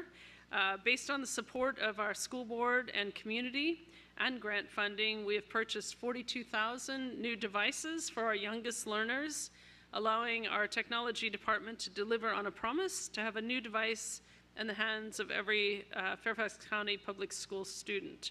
Additionally, 500 of our high school teachers are planning to pilot a MacBook Air for their daily device, and the expectation is that staff engage deeply with their technology of choice and feel supported while working in their classroom. Cybersecurity continues to be a challenge for all school divisions across the country, and our team is constantly focused on delivering technology experiences with strong layers of cyber protection. In the first week of school, excuse me, the large majority of students had a device assigned to them, and students with internet access were issued a MiFi hotspot. I think that's without internet access.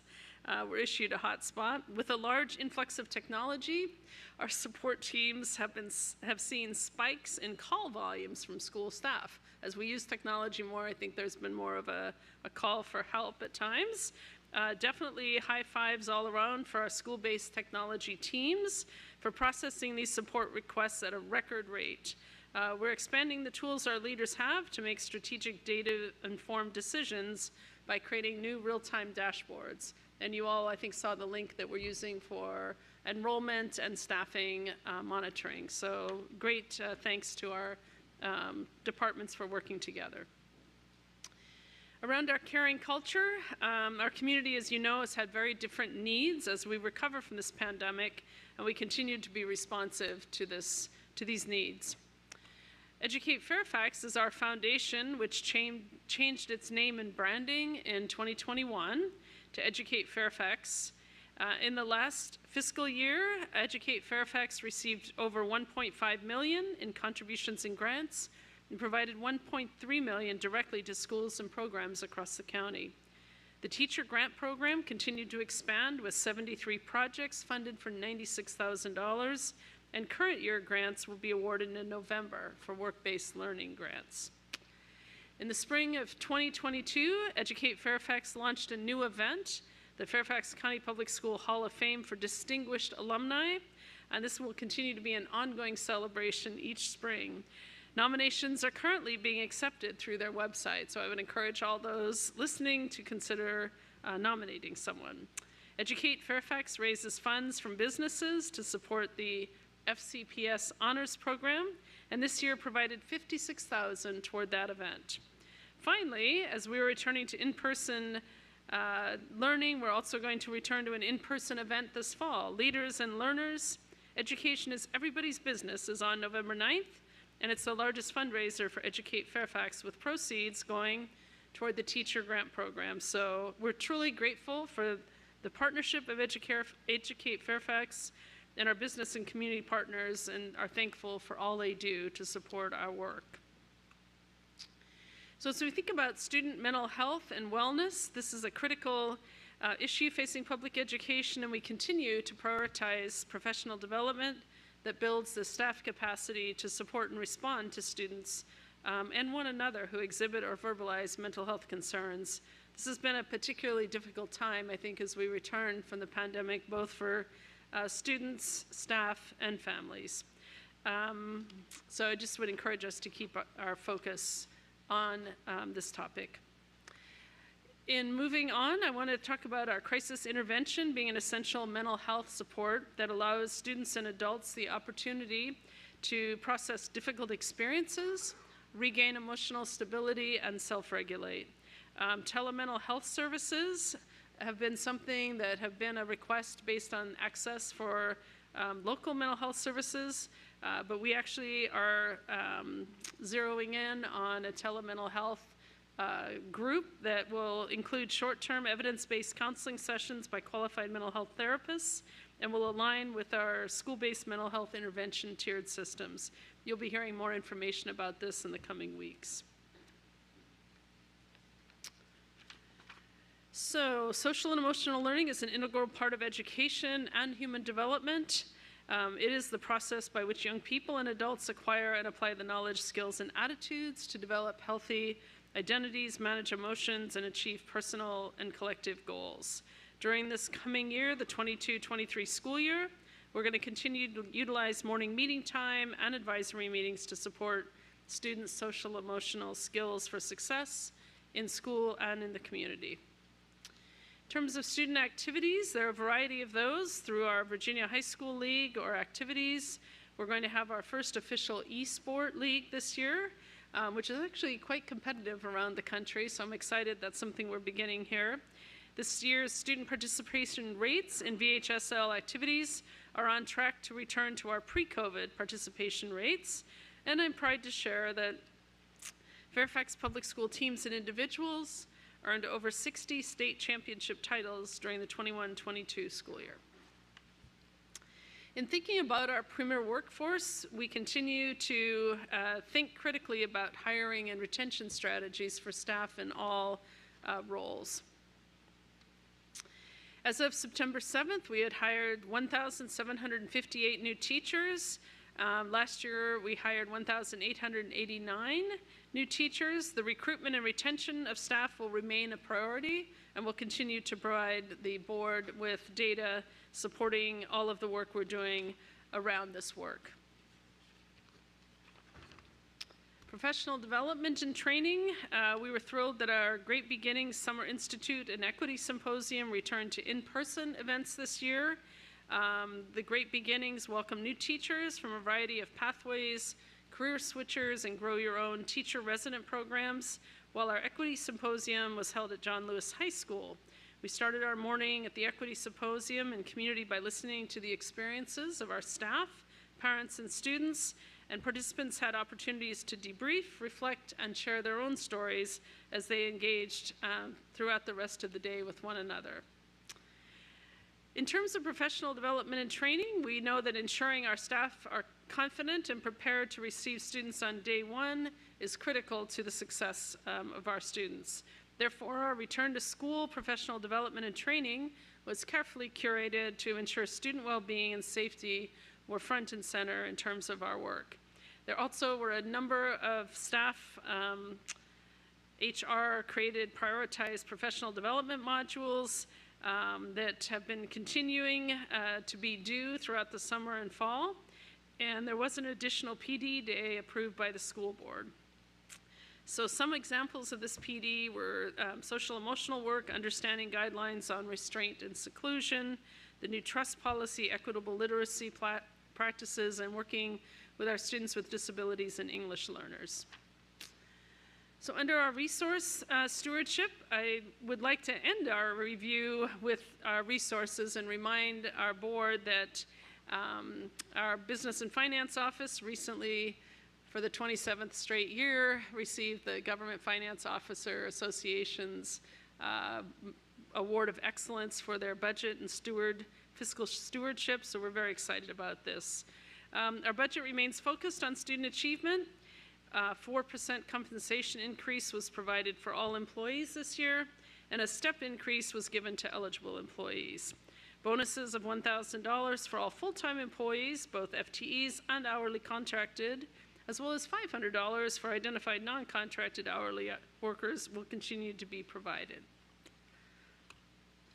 In thinking about the fiscal year 2023 budget, we're looking at improving outcomes for all students. The budget, again, provided one additional day for professional development and more time for planning at the elementary school level. And we heard about that today as well, meeting with elementary school administrative staff, how important that planning time for educators is to the success of our students.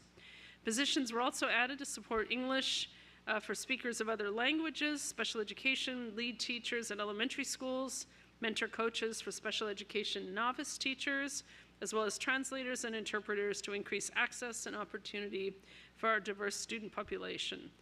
Funds were also included to support carbon neutrality, electric buses, safe routes to schools, and the Get to Green program as recommended by the Joint Environmental Task Force.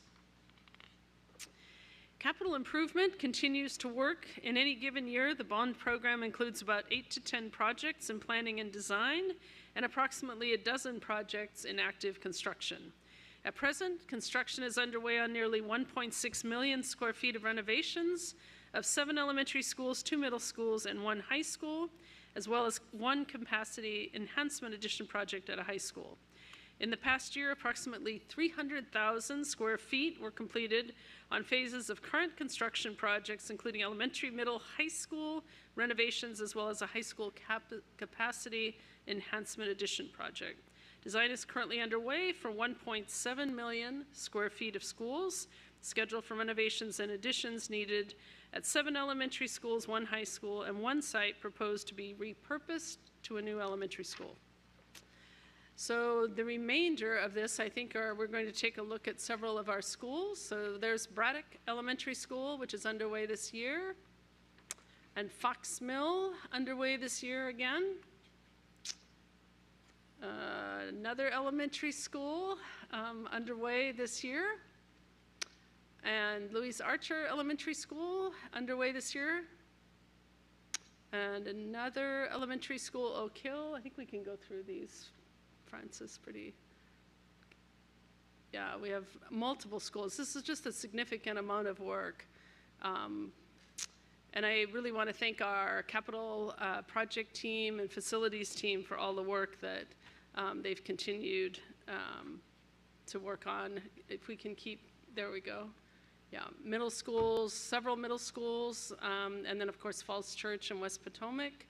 I had an opportunity recently to walk through West Potomac, and it's really beautiful. I think the opportunities our students and staff and our families as they visit these renovated schools, I think they can attest to how amazing they look.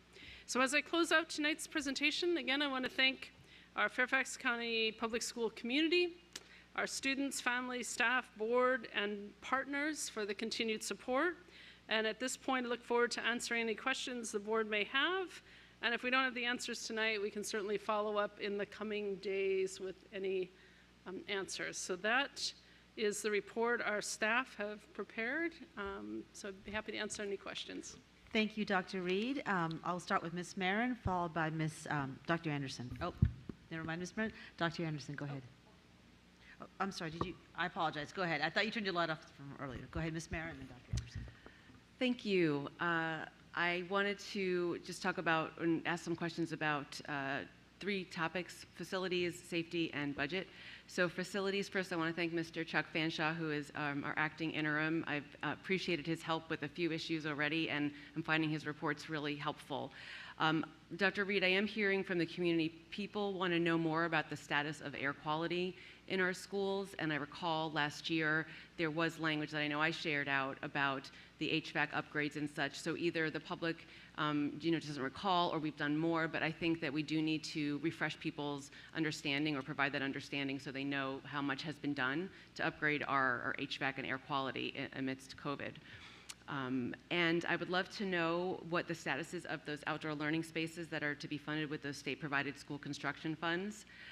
If I could receive an update either tonight or another time, as well as the criteria for divvying that out. How is that going to be given out to schools? So I'll pause there in case if you would like to comment now or another time. Sure. As I indicated, we've had 47 HVAC projects across the division to address air quality, and that's a significant number of projects in the past year. As far as the outdoor learning spaces and their prioritization to utilize state dollars, I'll need to get back to you on that, unless Mr. Fanshaw just happens to know that at this moment, and we will get back to you in the Monday letter upcoming. Great. And just to clarify with that HVAC, it's more specifically, schools want to, people want to know, what filters are we using? How often are the filters changed? Which schools have the newer HVAC systems? Should parents provide air filters in classrooms? Those are the kinds of questions that I continue to hear.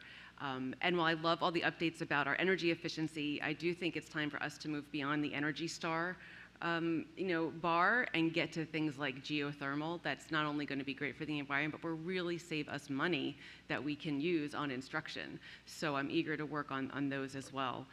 With safety, school safety, do you have an update on when the safety audit will happen? This was something the board made a motion for earlier this year, and it was a fulsome safety audit.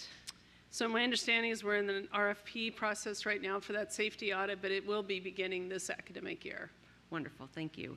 And I would also want to advocate for that audit to include an accounting of why 911 is called to when calls are made from our schools. I've asked about, when 911 is called, what are the reasons generally? Because parents are wondering, when there are emergencies and what the caliber is. And I think that we should understand that. And I want to echo your promotion of safe driving. This has got to be probably one of the #1 things people are asking me about. And while the county and the public schools certainly can provide the roadways and the crossing guards eventually when we get funding and partnership and VDOE, it really does come down to, are parents going to not honk at the other parents in the line? Are they going to double park? Are kids going to crosswalk and jaywalk? And so commuting my kids to school, to schools, I see it a lot. So I think that we had a great conversation at Flint Hill Elementary, and Mr. Montequillo was saying, this is something that the students can talk about in their classrooms. So again, thinking about how to do this stuff during the school day and educate and to have students talking about how do you get to school safely, because then the students become those agents of the change. And then just regarding budget, it's never too early to start budget. I'm very excited for those upcoming budget 2x2s so we can act on what we need to do. So, okay, thanks. Thank you, Ms. Marin. Dr. Anderson? Thank you, and thank you for all of this information. I have some questions, and I just want to kind of highlight a few things just to, not to get an answer tonight per se, but just to start some thoughts, some thinking about how do we do this differently. The first thing is on page 3. We have the data set that shows that 214 National Merit semifinalists were in the class of 2022, and that's fantastic. But I want to share with you that only one of those finalists was from Mason District, and that student attended TJ. There were none of these finalists from Annandale High School, Falls Church, or Justice High School. And so I think that requires a little bit of thought in terms of how come the talent from around the division is not showing up in our data. The other thing that I wanted to bring up is page 15. You were here 2 nights ago, when we had the meeting here, your meeting here with the families. Safety and security is one that is paramount to them. But what it's not included here under safety and security is the safety and security in the hallways, in the bathrooms. Students are struggling in some of our schools. And so ensuring that we are addressing that for our parents, I think, is key, and maybe future reports. I also wanted to really highlight what you talked about a little bit, quite extensively, about the cybersecurity. That is a concern. It's a concern that's not entirely within our control, but being mindful and trying to be diligent and being at the cutting edge. It's hard to stay ahead, but I appreciate the thinking that you're going to be bringing to that. There was also, I lost the page where you were talking about food. We do provide quite a bit of support to our students when it comes to the lunches and all of the meals that are served. But I do have to raise, because I do have 2 kids who do come home and share concerns, as well as our community and our families, about the quality of the food that we offer and the quantity, particularly at the upper levels. So I'd like for that to be a consideration. I'll take a breath and let you just kind of ponder what I've just said, or at least respond to what I've just said. So I have heard the concerns. I'll start at the end. I've heard the concerns about food, and in particular, the concerns around salad bar and any salad at this point for elementary and middle school, for sure. So we are working on that as we speak. In terms of the security, you're correct. We did visit with families from the Falls Church Pyramid here at Luther Jackson Middle School earlier this week. And discipline and safety within the school building was definitely a concern. So that's something that our regional assistant superintendent and our new principal here, as well as support staff, are going to be reviewing processes and procedures about. In terms of, I was trying to remember the third thing we talked about, or that you mentioned. Cybersecurity. The national finalists. I think that's obviously a distressing data point. So I will take a closer look at that, and hopefully we'll do better this coming year. Thank you. I do want to say on a happier note that Here Comes the Bus app is working. Oh, thank goodness. So I know our parents count on it. I'm on it. It's an important tool for our family. On page 31, just kind of making some connections, the social emotional learning in which this division has made significant investment. This is also a space where we can connect the needs of our students, what we're seeing in the hallways, and some of those concerns where we are using this time and these resources. Right. We have to make sure we're articulating this to our parents and to our school staff, that we can utilize these to help students self-regulate, to help them solve conflicts more effectively than what we are seeing in our buildings. That's correct. Thank you, Dr. Anderson. Ms. Pekarsky? Okay, thank you, Dr. Reed. I know everyone's been working very hard at the start of the school, and my kids at least have been very happy. Some of the things that just really popped out at me, thank you, Ms. Marin, who brought it, the safety audit. That is something I'm being asked for repeatedly in the community, so I'm excited to see when that RFP comes to fruition. Another safety and security issue is expansion of that long-arm cameras pilot. So I am really eager to make that happen. I just wanted to share that. Something that I'm hearing from our families this year, who are now starting to hear about the VGA and the testing, the increased testing during the year, and some concerns of, are we over-testing these kids? How many of these standardized tests do we have? So I brought this up last year, and I want to bring it up again. this year. I think it's very difficult for our parents to keep track and make sense of some of these standardized tests and what they mean for the kids and how they can help their kids and how they can understand them. So just increased education to parents is really very important. I will tell you from my own experience, it gets very overwhelming to try to figure that out. I did speak to you about the family engagement survey, and while we had high marks in having a caring environment where everybody's affirmed and welcomed, the feelings on the academics provided and the opportunities were not as high, and that's a grave concern that requires us to dig deeper and figure out what's happening there, because you know, that's why we exist, of course, and feeling welcomed is the doorway to those opportunities, but we've got to dig a little deeper to understand. The after-school offerings, there's still immense inequities amongst our schools. I will tell you, just looking at 2 of my middle schools, in one of them we have things like Science Olympiad, math class, robotics, Lego team, and in the other one, 10 minutes down the street, where my kids happen to attend, we have things like foosball, weightlifting, game room, ultimate frisbee, all wonderful activities, but there's something missing there. That's a big problem. It's something we've brought up repeatedly.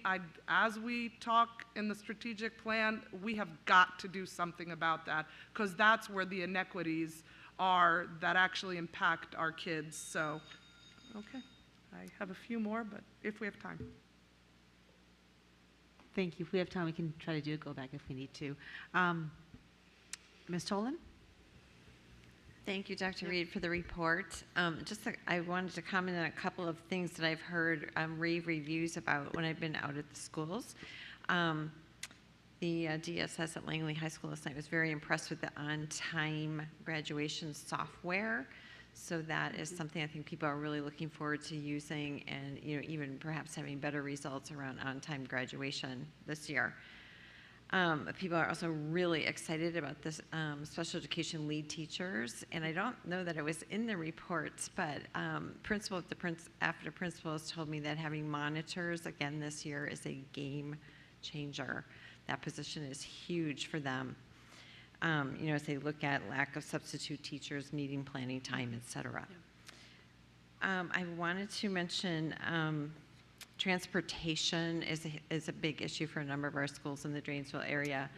And so I will be excited to see how we expand our Safe Routes to School program to include, really looking at putting in pathways that are maintained near our schools, sidewalks, bikeways, additional crosswalks. We need to do really incredible collaboration with the county. John Faust and I are trying to do some work together, but we have a long way to go across the county in working on these things together. The safe driving issue is huge. Ms. Mirren brought that up as well. And one of the things we've started talking about a little bit is speed limits near our schools, and do we need to really look at our legislative agenda to think about how we can have the authority with the Board of Supervisors to change some of those speed limits. With the security audit, I'm really interested in making sure that that includes a look at the personnel that we have in our schools, particularly our middle schools that are assigned to do security work. Just exactly what are they doing and how can they be most effective, and looking at the whole structure of who reports to who, who reports to principals, who reports to the safety and security team, et cetera. All of those things really need to be looked at. I will just mention too, after Ms. Mirren's comments, we have lots and lots of information on HVAC. I've had many very interested constituents over the past couple of years. So we do have school-by-school reports on that, and lots of information on those HVAC upgrades and exactly what happened there. So thanks again for the report. Those are just a few areas I look forward to further discussions as we move forward this school year. Thank you. Thank you. Ms. Keys-Gamarra? Yes, thank you for this report. I certainly agree with my colleagues who have spoken thus far. Just a couple of things I do want to mention that I think may make this transition a little easier. Obviously, security has been mentioned. It is included in the report, but we may want to think about going forward how that becomes a part. Is that something that we consider in our strategic plan? Is that something that we want to make sure that parents are aware of what our current efforts are? And you know, in addition to just asking the general questions about how they're feeling, but I'm just wondering if safety and how we address some of the concerns that have been mentioned here already, if we need to make that a part of the larger conversation. We heard some questions today with respect to collective bargaining, which suggests to me that there is already some confusion in the community as to where we are. I do recall a vote having taken place quite some time ago. I think I was sitting next to Ms. Dernek Koufax at the time. I just wonder if that needs to be a part of this kind of report so that the community can know that these are ongoing efforts and that we've been working on some things for quite some time. So I just thought perhaps as we're looking at how we're informing the community, that maybe those two subjects can be expanded upon. Yes, ma'am. Thank you, Ms. Keys-Gamarra. Ms. Omesh? Yeah, thank you so much, Dr. Reed. It's an exciting start to the year, many successes and things to celebrate. A couple of things just to kind of think about. I think probably a lot of the themes we discussed when talking about the family engagement survey in terms of access and meeting people where they are, et cetera, are worth reflecting on as an area of continuous improvement in every aspect, which includes probably every dimension of the various things you've shared. And just constantly asking the question, who are these successes reflective of? Which brings me to, for example, noticing that some of the enrichment institutes and camps or opportunities are in the couple hundred, right? But for a division where we're, 180,000 kids, you got to wonder, what is word going out? Do we want to expand those even further? I'm thinking especially with learning loss in the aftermath of COVID, right? We're still probably dealing with a lot of that. So just expanding some of those or thinking of different ways that we might be able to. Because the numbers are nice and it's good that we've served all those families, but they're relatively small compared to the size of our division. I also just had a question on how food rolled out this year. I know we lost federal funding for a large portion of that. I don't know, Ms. Burden, if you want to comment on that, or where did we leave off? Were we able to salvage funding from other sources? I know that was a discussion at the end of a budget cycle last year. Ms. Burden?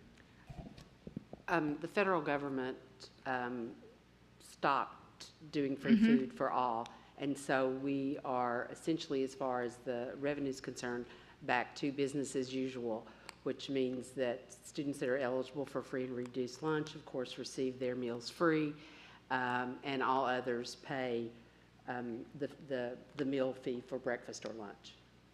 Can someone speak to the impact of that, or have we, what we've heard from families? I mean, that was huge, right, as a shift for what we were able to offer in the past. And were there partnerships explored to see what we might fill in?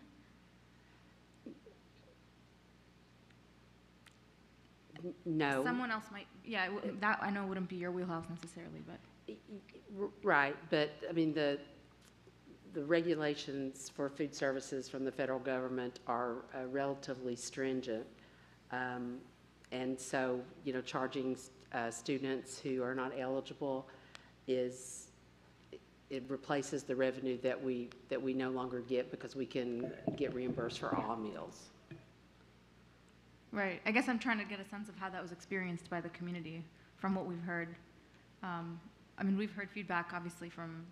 Yeah, I mean, I think there are families that are on the cusp that are certainly disappointed by that. But again, we're required to follow the federal regulations on who is considered eligible for free and reduced lunch. No doubt. I think that the gap is not so much the people who can afford it as much as it is perhaps the people who we miss by having a specific form they fill out, et cetera, right? I mean, we knew there was such an interest in that. Right. So that's just an area of continued thinking, inclusion, outreach, that kind of thing, because I know the families struggled when that was cut off. Another piece I wanted to elevate was regarding the cell phone policy. I have heard some negative feedback. I know that we had a contentious conversation as a board about this. A lot of young people aren't happy. So I don't know if there's going to be thought. I'm sure there's going to be some reflection time given to that, because this was our first opportunity to really experience that this year. So I just wanted to flag it for your consideration. I'm not saying we want to change it necessarily, but it would, benefit from your reflection. And then I also wanted to just bring back, last year we had committed some funds to telemental health. I wouldn't be me if I didn't bring this up. So okay, so it's encouraging to see the implementation of some of that, and hopefully the ongoing reflection around the effectiveness of it. But thank you so much for a successful start to the year. Yeah, I would say we're really excited. We've narrowed in on an actual provider, so more to come very shortly. Yeah. Thank you, Ms. Omesh. Ms. McLaughlin? Thank you. I guess I have one small question and then maybe just a thought for future consideration. I think it's on just the third slide, the pencil diagram where it says 84% self-reported plans to attend post-secondary programs immediately following high school. Yep.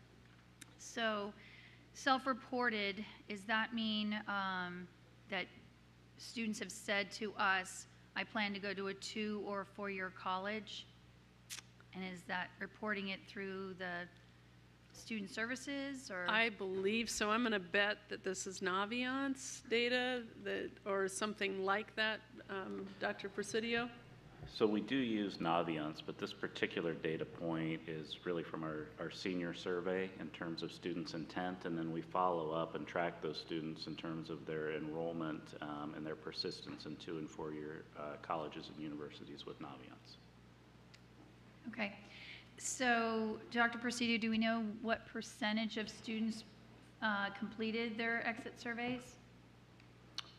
Completed the senior? Yeah. Survey? I'd have to find out. I don't know off the top of my head. Okay. Yeah. That to me is such a critical data point, and one that has been a hallmark of Fairfax County's reputation is the percent of our students going on to 2 and 4-year schools, colleges. So I think we need to get a little tighter and accurate, and I also think for the board it would be beneficial to find out what's our 5 and 10-year trend line on that. And then at a macro level, because I know it's been a long night, we have a lot more still to do, so I'll look forward to visiting with you, Dr. Reed, on the state of the report itself. But I struggle a little bit that we've called this a report over the years, not just with your recent tenure. It's not a report. It's a very lovely PowerPoint, but toward the end, I think there's about 10 pages at least, just illustrations of the school renovation projects, and I'm a little more yearning for a real report. It doesn't need to be 54 pages, but I don't feel that this it's just a factoid brochure, so to speak, and I wanted my colleagues to just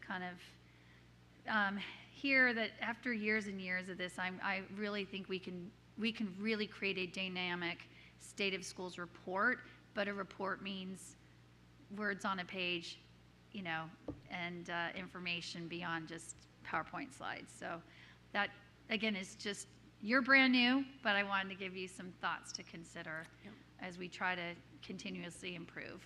But I do want to thank you and your team, everyone here who was involved.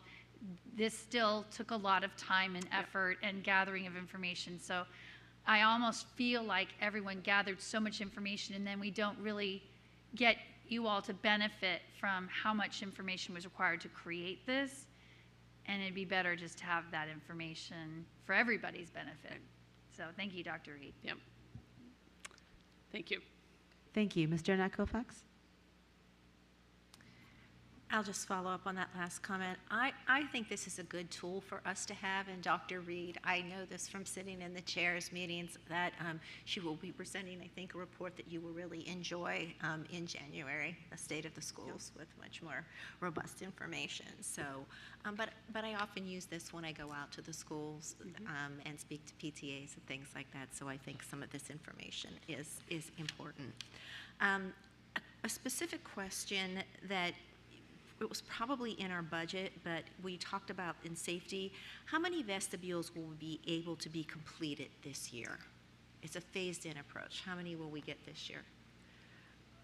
I probably am going to get you an exact answer for the Monday letter. I don't know if Mr. Fanshawe, I don't know that we have an exact, Okay. so I will get that to you. Because that was something that was unexpectedly delayed. We thought it was near That's correct. completion. Right. And so as quickly as we can do this in an accelerated manner, because we have been waiting a while for that. Also, when we talk about our healthy foods, I'm excited to see some of the things that you're proposing. We had made great progress. Today we honored community partners, and one of our community partners here was Real Food for Kids, and we worked with nationally acclaimed chefs, and we still do some of these things, and of course it's been greatly impacted by COVID. But I do think that you know, the salad bar thing was a new initiative years ago, and we're bringing those back. But I'm excited for you to see farm-to-table offerings. We have tried to partner around there, and you said there's a new state initiative. Can you, was that part of this? It was. It's a farm-to-table state initiative, I believe, that we're going to be participating in a new pilot program. Okay, and is that through the governor's office? Where is that through? Ms. Burden, do you have information on the new state initiative? It's VDOE, the Virginia Department of Ed. Okay, okay. Well, that's exciting. I'm And- excited, yeah. Yeah, and I know there's many board members, if you need, you know, any assistance, would be happy to be part of that, because many of us were really involved in the onset when we first made that initial progress. Another thing I think we need to talk about is reworking partnerships with, and I know you're working on this already, but I'm speaking specifically about what we heard at Edison, to work with county officials and VDOT. What I heard last night was, you know, there was a great community outcry, and then VDOT's like, nope. And that's not acceptable, because that is a dangerous intersection that they're talking about, and it was one that didn't exist when Edison first came. So I'm not certain. I think facilities, safety and security have to be part of that, but we're not, and the thing is it's not like we're looking, shutting it down or saying, no, you can't do that is not the right way. It's how to make that a safe exit from schools. And that's happened several times through the years. That just happens to be on my mind. But oftentimes that's the final word. VDOT says no. We can't just shrug our shoulders when safety is concerned. Right. So, and finally, you know, Dr. Anderson mentioned the National Merit Scholars, and I would just say it's a very big pattern that's existed. It's not just her, it's just not yours, Dr. Anderson, that doesn't have those. My area doesn't either have many through the years, through a long tenure. So I think this is really a systemic problem. It's a true equity issue, and I think it's one that's going to require a deeper analysis on your part when you start looking at student success through the strategic plan. Yes, ma'am. Thank you, Mr. Thank Annette you. Kofax. I'm going to let our student representative, Ms. Tugby, take her turn before I take mine, and then we'll have a very brief go back. Thank you, I appreciate it. Report looks amazing. Maybe it's the time of night, but for me, some of the slides, the math isn't mathing up here. But one of my questions that I definitely have, kind of echoing the concerns about the telehealth resource that hopefully will be implemented. I appreciate the implementations about trainings to support student mental health, but something that was kind of like a thought for me. What about the staff? Will there be additional resources? Will they also be trained to spot it amongst each other? I mean, I know it's something that we're kind of told during our social emotional wellness learning about how to spot it amongst students ourselves, but also staff. Do they get trainings to figure out how to spot amongst themselves, and will they have access to these new resources? I know that's something that went through my mind. And then with the under updated curriculum and digital resources, it said integrated or increased integration of the portrait of the graduate skills throughout the curriculum. I wanted to know, will we be looking forward to, I guess, some sort of survey or feedback on how the portrait of the graduate skills are being implemented? How are students receiving it? How are teachers liking the increased integration of it? And essentially, how is it looking? That was something I was thinking about. I believe that was it. Yes, thank you. Yeah, thank you. I don't know that we have discussed that, but I think it's a great observation and something we really need to think about. It integrates student voice as well, right? So I think that's a project we should have further conversation about. Yeah, thanks for raising that. Thank you, Ms. Togby. I'll take my turn, then I think we have 2 go-backs. We'll do some brief go-backs, and we have a long agenda tonight. So I appreciate all my colleagues' comments, and I actually really appreciate this report. I know this is your first one, and you're 2 months in, so I really look forward actually to hearing what you're learning in your first 100 days in all these community visits and working with the staff and seeing what you bring back in January with that report, and then how this may evolve or may not going forward as you continue on your tenure. But a couple things I wanted to flag, and my colleagues won't be surprised that I bring this up, and I'm happy to give you more information offline, but when we're talking about the on-time graduation rate, I know Dr. Presidio will not be surprised to hear me say this, for our students with disabilities, the reason it's higher than the average is because that number is probably including all of our diplomas as one number, and our applied studies diploma has a very different track than the other 2 diplomas do. And the applied studies, and when you combine those numbers, it gives me an inflated sense of the actual on-time graduation, because students who graduate with an applied studies diploma are not eligible for federal student aid, cannot go to NOVA without placement tests, and it's a significantly different diploma. So Dr. Presidio knows I've mentioned this before. When we talk about on-time graduation rate, we really need to separate those numbers for students with disabilities, so it's an apples-to-apples comparison with our other groups. So just putting that out there, and it's very technical, and I'll follow up more with you to explain, but I couldn't resist, because Dr. Presidio knows I've mentioned that ad nauseum for the last 2 years, to mention that again. So I just wanted you to have that awareness. One thing I really wanted to flag here is I love the updated curriculum and digital resources, and the fact that we're updating our curriculum to focus on essential standards and skill, as well as the portrait of graduate, because I think those 2, we're focusing on those essential skills, especially from the pandemic recovery, but we're also looking at the critical thinking and collaboration and teamwork skills that I think our students also really need, and our equal access to literacy program, along with the adaptive curriculum supports. I think that's a really good, those are going hand in hand with that development. So I really wanted to flag that. But one thing I did want to bring up is I looked at our summer learning, and I love the summer learning program we have, and some of my colleagues have brought up equity issues and access to some of this enrichment, and one of our speakers even brought up, Fairfax County is known for its enrichment, and really it's robust, but we only had 2,500 students access some of our enrichment institutes like IFTA and even our college success programs. So I really think there's an opportunity here, in particular with our college success programs, to grow those programs. The numbers for those, I mean, they were less than 600 students, and I think that's a really great bridge for many of our students to see themselves going to college, learn the skills that they need, and I think there's a great partnership to expand that, as well as to partner with DSS, because many of our 2E and other, what I call tweener special ed kids who are college bound may benefit from those programs, as well as many of our others. So I just wanted to point that out as an opportunity for you. With that, I have 2 go-backs. I'd like to keep them brief if we can. Are you okay, Ms. Bukarski? All right, so Dr. Anderson?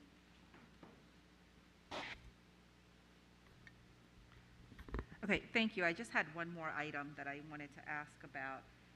As we're talking earlier that representation matters, I appreciate on page 34 that there was some data in terms of the identification of some of the newly hired staff. Mentioned here that almost 32% self-identified as people of color. But I didn't see that data with the other hiring groups. This was just the teachers. We have 25 principals who were hired, assistant principals. we don't have that same data set for that group. And I would love to just get some information as to, do we have that data? Can this be included and provided? So looking in those notes under the 1,758 teachers hired, so I see where you're referring to that. Let me check on that and get that back to you by Monday for our Monday letter. Thank you. I appreciate that. And I look forward very soon to having Justice High School be part of the renovation expansion power slide here. Yes, ma'am. Thank you, Ms. Pekarsky. I see you wanted to go back and then followed by Ms. McLaughlin. Sorry, I tried to be quick. Just lastly, two things I wanted to say. The mental health resources that continue to be an issue for us that I'm hearing from parents and students themselves. Right. And as we're going, to see the end of our ESSER funds, what does that mean? How do we keep providing these resources? Because as we saw in the youth survey, it is a big, big problem for our kids right now, and it continues to be. And I'm actually looking forward to hopefully our skipped members will be looking at that in skipped and bringing back some recommendations or thoughts for us if we need to do something differently or if there's some other connections we can have with the county. But that obviously is going to be multi-year. And the last thing I just wanted to say and just acknowledge, because I don't think we talked about, was really the Herculean effort that it took to get staff that are, should be in the classrooms, high quality staff for everybody. I know that was kind of the priority this year, and it took a lot of work on the part of you and staff, our human resources, Dr. Wilson, and I am very appreciative for that. I think parents are very appreciative for that, and I just wanted to make sure that I mentioned that tonight. Thank you. Yeah, thank you. I also want to call out Dr. Ivy, who really marshaled all our regional assistant superintendents, and it was a team effort, Dr. Wilson, but thank you. Thank you, Ms. McLaughlin. I wanted to draw attention to slide 7 on the affirm, assess, and advance orientation and a way in which we will engage, I believe, with everyone in our work together. So I was wanting to spotlight that and ask, is that something that you and your team brought in? I don't recall seeing that in prior years. I think that's a new approach that came out of our instructional office. Dr. Presidio, do you want to elaborate, please?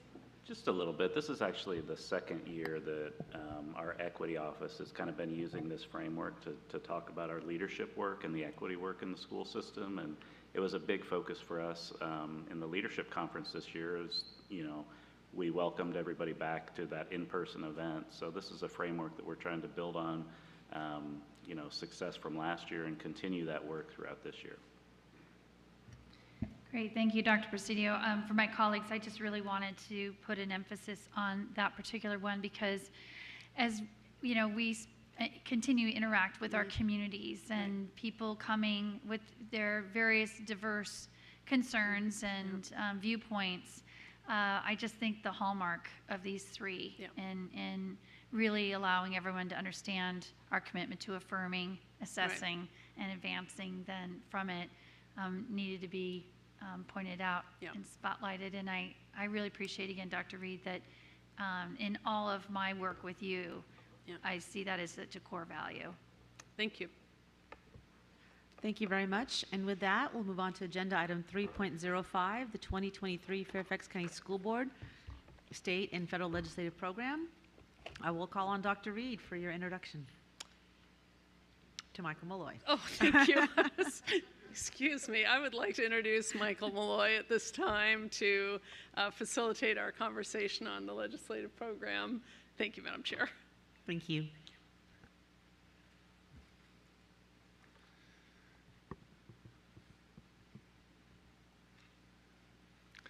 Madam Chair, Dr. Reed, members of the board, I'm pleased tonight to come to you to kind of kick off your discussion of your 2023 legislative program.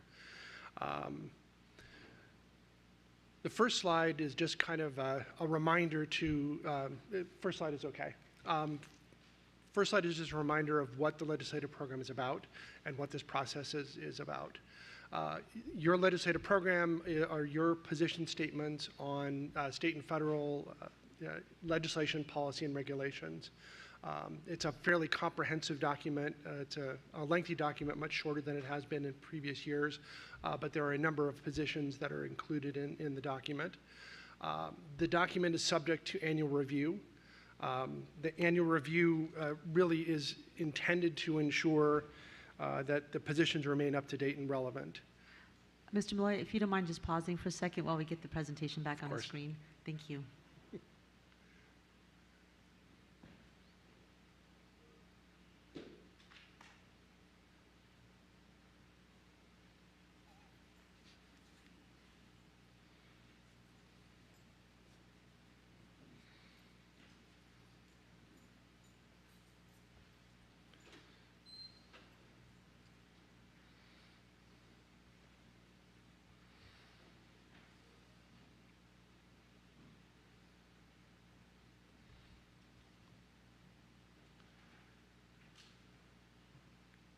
Thank you for your patience, and I thank the audience out there for their patience as we deal with our technical issues. It might be a good time actually to take a 5-minute recess while we address the technical issues. So I'll take a 5-minute recess.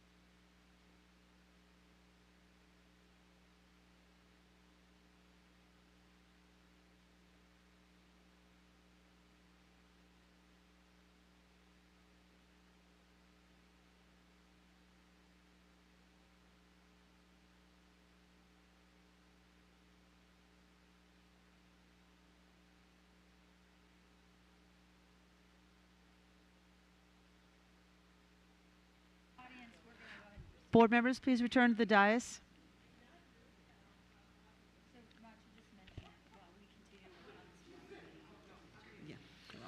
Board members, please return to the dais. There we go.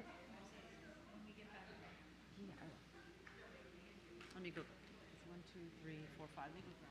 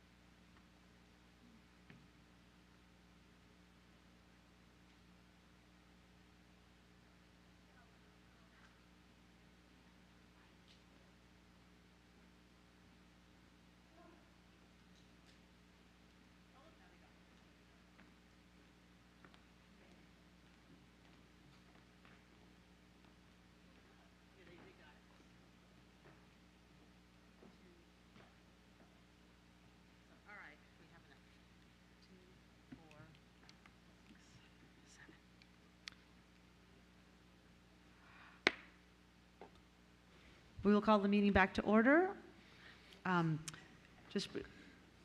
We have the technology issues fixed. Thank you for our staff for working on that. Mr. Malloy, you may continue. Absolutely. So as I was saying before, we had a little technology glitch. This really is the kickoff to the conversation about your 2023 legislative program. I think something that's really important to remember about the legislative program is that the vast majority of positions you have in the legislative program carry over from year to year.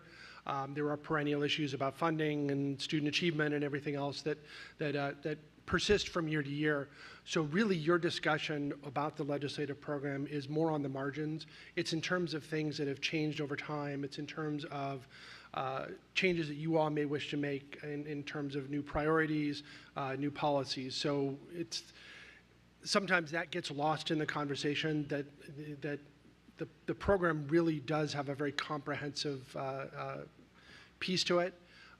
And we talk about some individual issues here, but there are very robust positions about student achievement, funding, and others. So we can go on to the next slide. And really, kind of where I want to start with this is I want to kind of do a little bit of a look back so you have a context for where this conversation starts and where we are in the conversation. So this past year has been a year of change. You've got a newly elected administration, new Secretary of Education, new Superintendent of Public Instruction, with a new set of priorities and policy initiatives. So that's affected the conversation in Richmond. The 2022 General Assembly session, which amazingly enough only just recently finished, because they had both a regular session and then a special session as well. You have divided governments. You have one party in control of one branch of government and the other party in control of the other branch of government. This was a 60-day budget session. There were over 3,100 bills introduced, about 1,800 of those passed. Of the introduced bills, about 400 of them had some nexus to public education and FCPS operations. And then finally, the Virginia Board of Education has experienced some very significant turnover this year. And they welcomed 5 new members out of a 9-member board as of July 1 this year. So next slide. So again, with the look back, this slide and the next slide are kind of just detailing some areas where there were policy changes at the state level that either allow for or necessitate some changes in your existing legislative program. This slide highlights 2 areas where you're able to drop the position that you have in your legislative program because the objective that you had on the position has been achieved. And that's the School Health Services Committee, which was set up to look at, to take kind of an in-depth, comprehensive look at the provision of school health services in the various classrooms and across the Commonwealth. Everything, if you remember in past years, we've had things like mandates for EpiPens in all schools, epinephrine in all schools, and this is going to be the kind of committee that's going to look at those issues with a little bit more depth than you're able to during a regular General Assembly session. And then the second piece that you can drop out of your legislative program is legislation last year did pass requiring teacher preparation programs to have science-based literacy instruction in the education preparation programs. So next slide. These are areas where there were bills that passed that touched upon some of your priorities and positions. It doesn't necessarily allow you to drop the position altogether because some of these don't necessarily solve everything. But I just did want to highlight some of these areas where there was some progress made towards some of your goals. Literacy, obviously there was the Literacy Act that passed last year, which was a very comprehensive piece of legislation regarding the science of reading. That is just in the very, very beginning of implementation. So that conversation is going to continue on, I think, for a number of years as that rolls out. There were a few relatively minor licensure flexibilities and commercial driver's license flexibilities, but any flexibility in terms of trying to address staff shortages is helpful. And then the last one on this list is support cap. And if you remember, all the way back in 2009, I believe it was, the General Assembly adopted a cap on how much it would reimburse localities for support positions. This past year is the first year that the General Assembly has made an effort towards repealing that cap. They didn't fully repeal it, but we did get additional funding for positions that we already had in place. So we are now getting some additional state funding for positions that we had on the support side. Okay, next slide.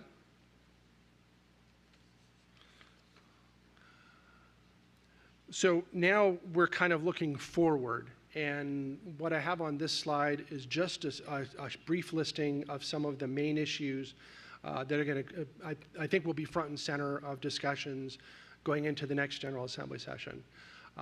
School accreditation is a significant topic of conversation. The State Board spent multiple hours on that just today, talking about potential changes to the state's accreditation system, everything from looking at existing cut scores for assessments, looking at how growth is measured in schools.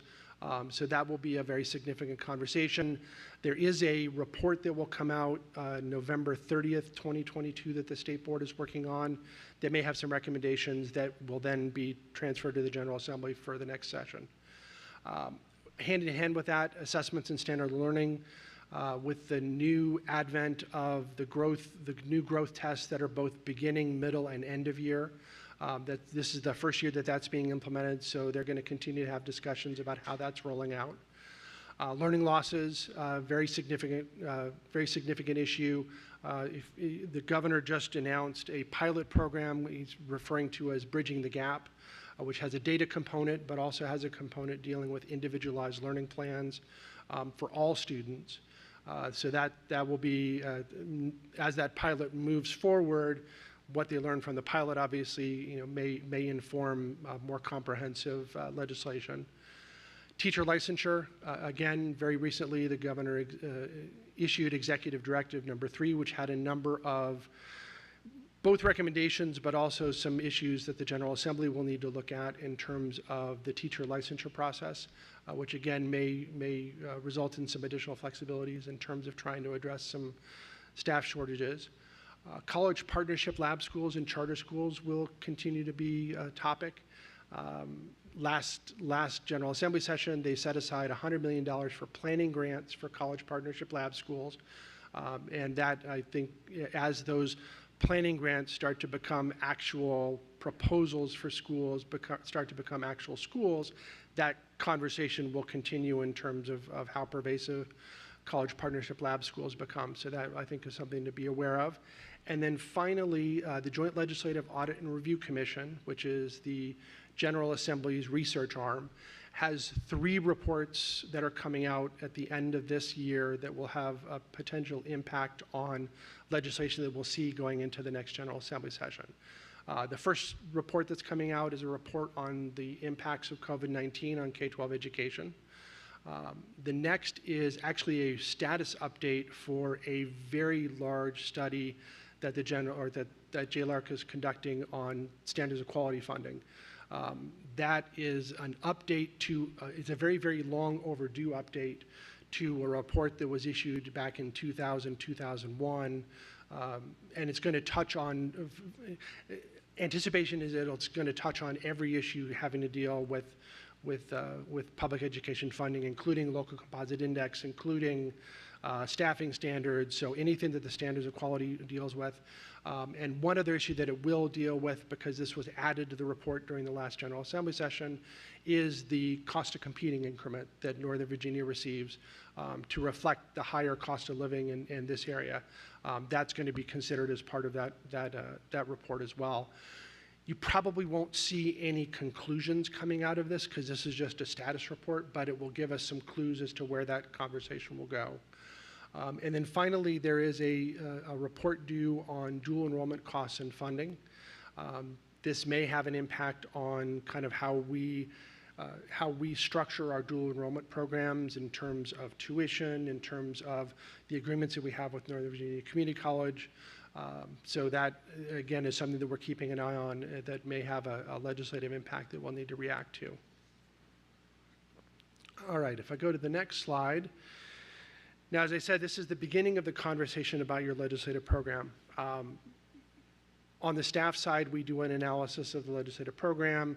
In addition to some of those things that I've just highlighted in terms of policy changes that have happened over the last year, this slide highlights some of the areas where we've gotten recommendations for potential new positions for the board or potential changes in existing positions. Employee misconduct reporting standardization is something that you have discussed extensively. You've also discussed it with the Board of Supervisors. So that I think is going to be an issue going forward. Compliance timeline flexibility for FOIA, especially for extremely large or extremely complex requests. Virtual driver's education. The Code of Virginia currently prohibits local K-12 schools from providing virtual driver's education. And I think there's an interest in seeing if we could get that changed to allow us to provide that, particularly during summer school, but also just to be able to have that option for students. Educator loan forgiveness, the Virginia Teacher Scholarship Loan Program is one option, but I think there's some interest in looking at some additional programs there. And then finally, the last thing that's listed here is post-secondary bridge program to support workforce readiness.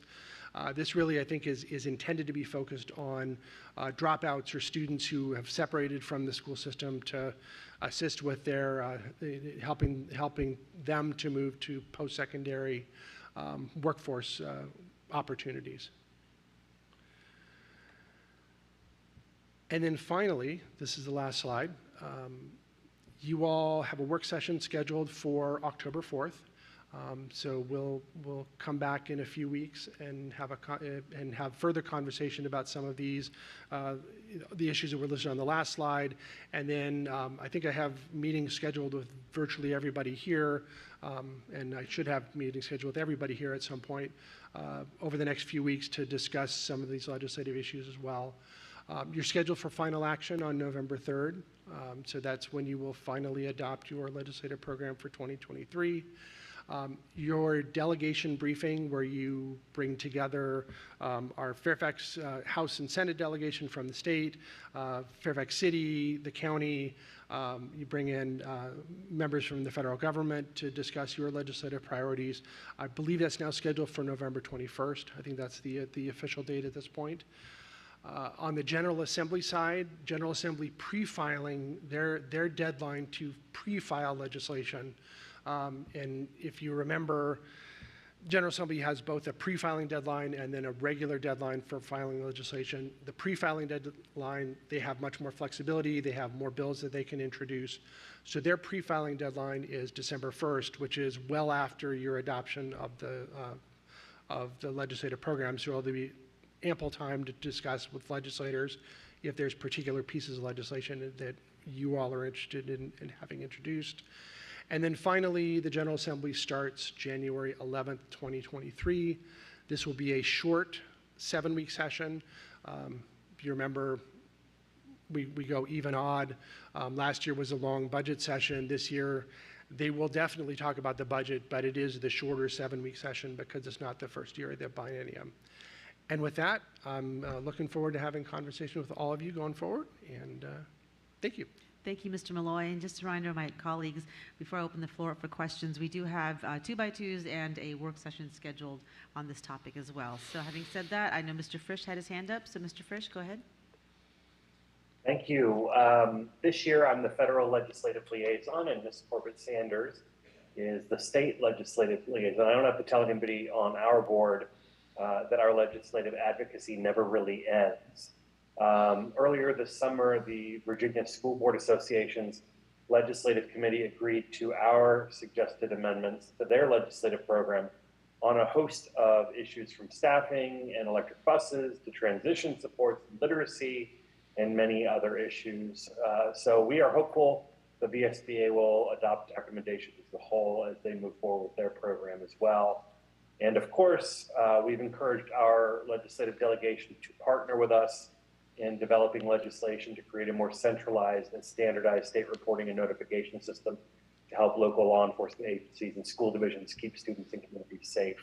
As Mr. Malloy noted, this is just the beginning of this process. Ms. Corbett Sanders and I are in the process of arranging 2x2 meetings with each of you to discuss your priorities for this year's legislative program. We are very much looking forward to those conversations. There is a lot of important work to be done, both at the state, the Commonwealth, and at the federal level. So I look forward to these conversations continuing in the weeks ahead. Thank you, Mr. Frisch. Seeing no other hands at this moment, and knowing we have many other opportunities to discuss this, I would like to thank you, Mr. Malloy, for your presentation, and we look forward to working with you in the next few months ahead as we work on this program. So thank you very much. Agenda item 4.02, strategic plan motion. I call on Ms. Tolan for the motion.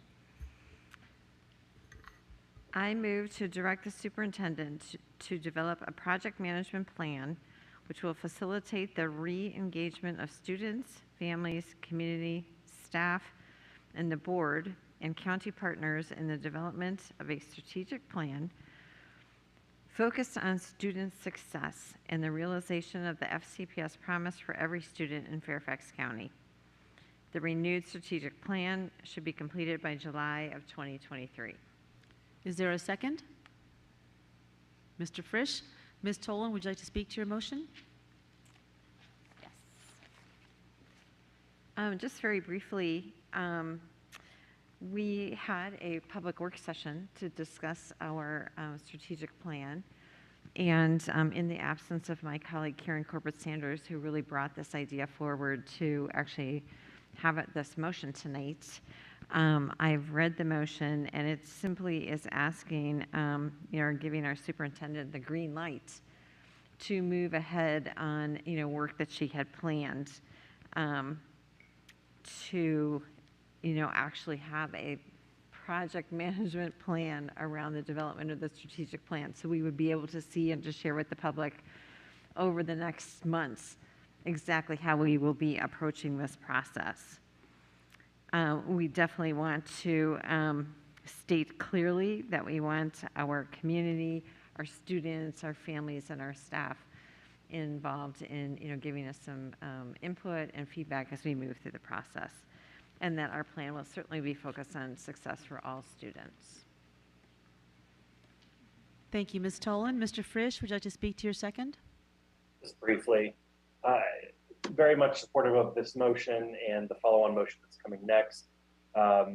This is about making sure that the superintendent knows we are ready to work with her on moving forward with a new strategic plan in a detailed, thorough, and comprehensive way that involves the entire FCPS community and the broader community as a whole. It has been encouraging these last few weeks to hear the superintendent talk about what the strategic plan's role is in our system, at least in her eyes, how it should guide our budgeting, and how it should be used to hold her accountable for our progress on task and how it should guide the board's work. So I look forward to this process moving forward. I know that she's already hard at work on this, but it will be, very transparent to make sure that we have this strategic plan and the project management focus of our strategic planning process and the other details that are coming in the follow-on motion. So I'm happy to support it. Thank you, Mr. Frisch. Seeing no other board members who wish to speak, I will go ahead and call for the vote. All those in favor, please raise your hands. It's Ms. Keys-Gamarra, Ms. Marin, Ms. Omish, Ms. Tolan, Ms. Derenak-Kofax, Ms. Pekarsky, Dr. Anderson, Ms. McLaughlin, and myself with thank you, Mr. Frisch, and Ms. Cohen with Ms. Corbett-Sanders absent. So that motion passes. Thank you very much. I will call on Ms. Keys-Gamarra for a follow-on motion. Thank you. I move to direct the superintendent to include a communications plan in the project management plan. This communications plan shall be designed to seek input from demographics represented within the FCPS community. The board shall have an opportunity to review such plan prior to implementation. Is there a second? I'll second. Ms. McLaughlin? Ms. Keys-Gamarra, would you like to speak to your motion? Yes, thank you. As my colleagues know, we have had extensive conversation about trying to get communications right with the initiatives that we establish. And so as I looked at this motion for the strategic plan, I wanted us to be very intentional about moving forward because we do have an excellent opportunity here to have a fresh start. I want everyone to know that while I do apologize, I didn't get a chance to call too many people today. I did have a brief conversation with Dr. Reed, and she is fully on board. So I do hope that we have everyone's support. Thank you. Thank you, Ms. Keys-Gamarra. Ms. McLaughlin, would you like to speak to your second? Just say that I appreciate Ms. Keys-Gamarra wanting to ensure that not just for Dr. Reed to understand our goal and effort behind this, but more importantly, I think to help the community understand that we recognize that in doing this strategic plan development, that we want to spotlight how important the communications plan will be for that. And I think it might help then in our shared work and effort with this that we're all on the same page on what that communications will look like. Thank you, Ms. McLaughlin. Seeing no other board members who wish to speak, I'll call for the vote. All those in favor? That is Ms. Pekarsky, Dr. Anderson, Ms. McLaughlin, Ms. Tolan, Ms. Omish, Ms. Keys-Gamarra, and myself, and Ms. Cohen and Mr. Frisch. I will call for those opposed, those abstaining. Ms. Marin is abstaining, so that motion passes with Ms. Derenak-Kofax away from the table and Ms. Corbett-Sanders absent. Thank you very much. Agenda item 4.03, ESSER amendment. This item has been rescheduled to October 6th. Agenda item 5, consent agenda. Excuse me. Our adopted rules of parliamentary procedure, Robert's rules, provide for a consent agenda listing several items for approval of the board by a single motion.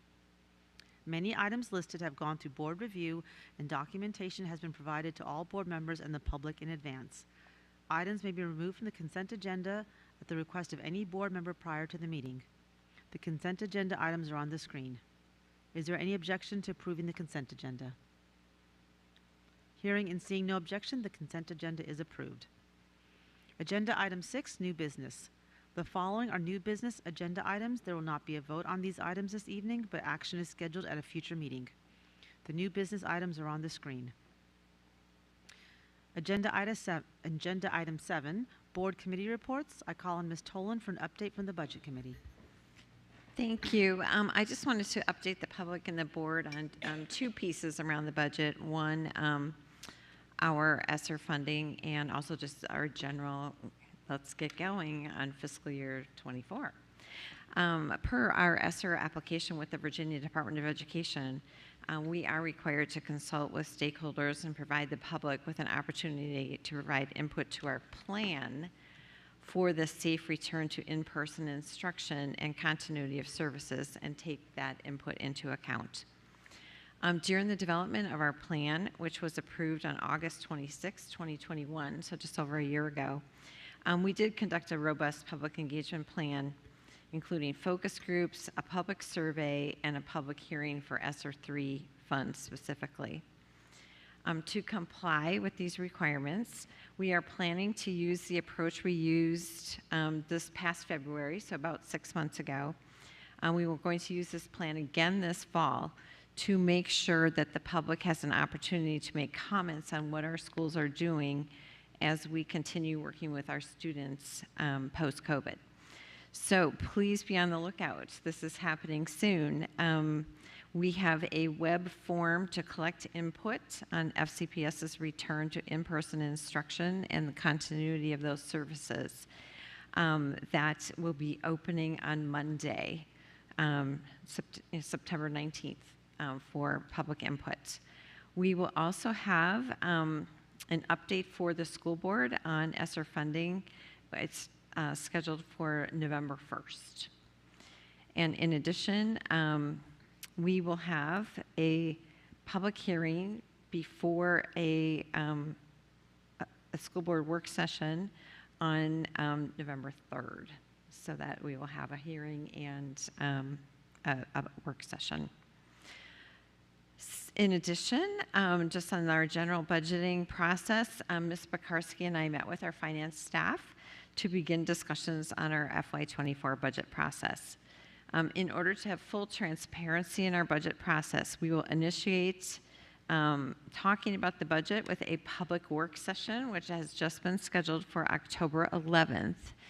And board members, Ms. Pekarsky and I will be sending out detailed information on this, but this will be our opportunity to begin discussions with Dr. Reed and to this will be very high level and an opportunity to talk about overall budget strategic guidance that we will give to Dr. Reed as she moves forward to work with staff on budget priorities. Thank you. Thank you, Ms. Tolan. Agenda item 8, board matters. Next on the agenda is board matters, and I call on Ms. Pekarsky. Okay, thank you. I know it's late, so I'm going to try to go quickly. We have the opening of the Sully Community Center this Saturday. Opening ceremonies start at 1. I'm excited to attend, and we'll have a Chantilly and a Westfield dance groups that are coming to perform starting at 1:10, so I'm excited to have them there. I've attended a couple of football games, which of course are always fun to see the kids and how many are coming out in school spirit and just really getting back into the swing of things. I'm excited to also attend Asha Jyothi's 5K this Sunday, as we have honored them in the past just because of all the work they do and partnership to our local schools. So I know that's going to be a fun event. I was able to attend last weekend the Speak to Lead Youth Leadership Program. Had a big STEAM event at Franklin High School, and it was really very fun. I brought my own kids. There were hands-on booths, public speakers who are in the STEM field, who were just, talking to the kids and trying to build awareness and interest in these STEM careers. And also FCPS teacher Jeanette Thomas was there, and she was amazing. She talked to my kids for a very long time about rocks, and I learned more than I ever thought I needed to know about rocks. So I was thankful that she was there to give her time. I will have office hours next Wednesday. I'm looking forward to the Westfield High School community conversation on the 20th with Dr. Reed, as well as visiting Rocky Run, Brookfield, and Powell together. So I'm very excited for that. Thank you. Thank you, Ms. Cohen. I think Ms. Cohen stepped away from the table, so Mr. Frisch. Thank you. So Providence District families have been welcoming Dr. Reed to community conversations for the last couple of weeks. We've already had Woodson, Madison, McLean, and Falls Church, and we are very much looking forward to Marshall and Oakton having their turn in the weeks ahead. Last Friday, Ms. Tolan and I visited Lemon Road Elementary for Principal Castillo's monthly coffee. It was great getting to meet parents and staff at Lemon Road.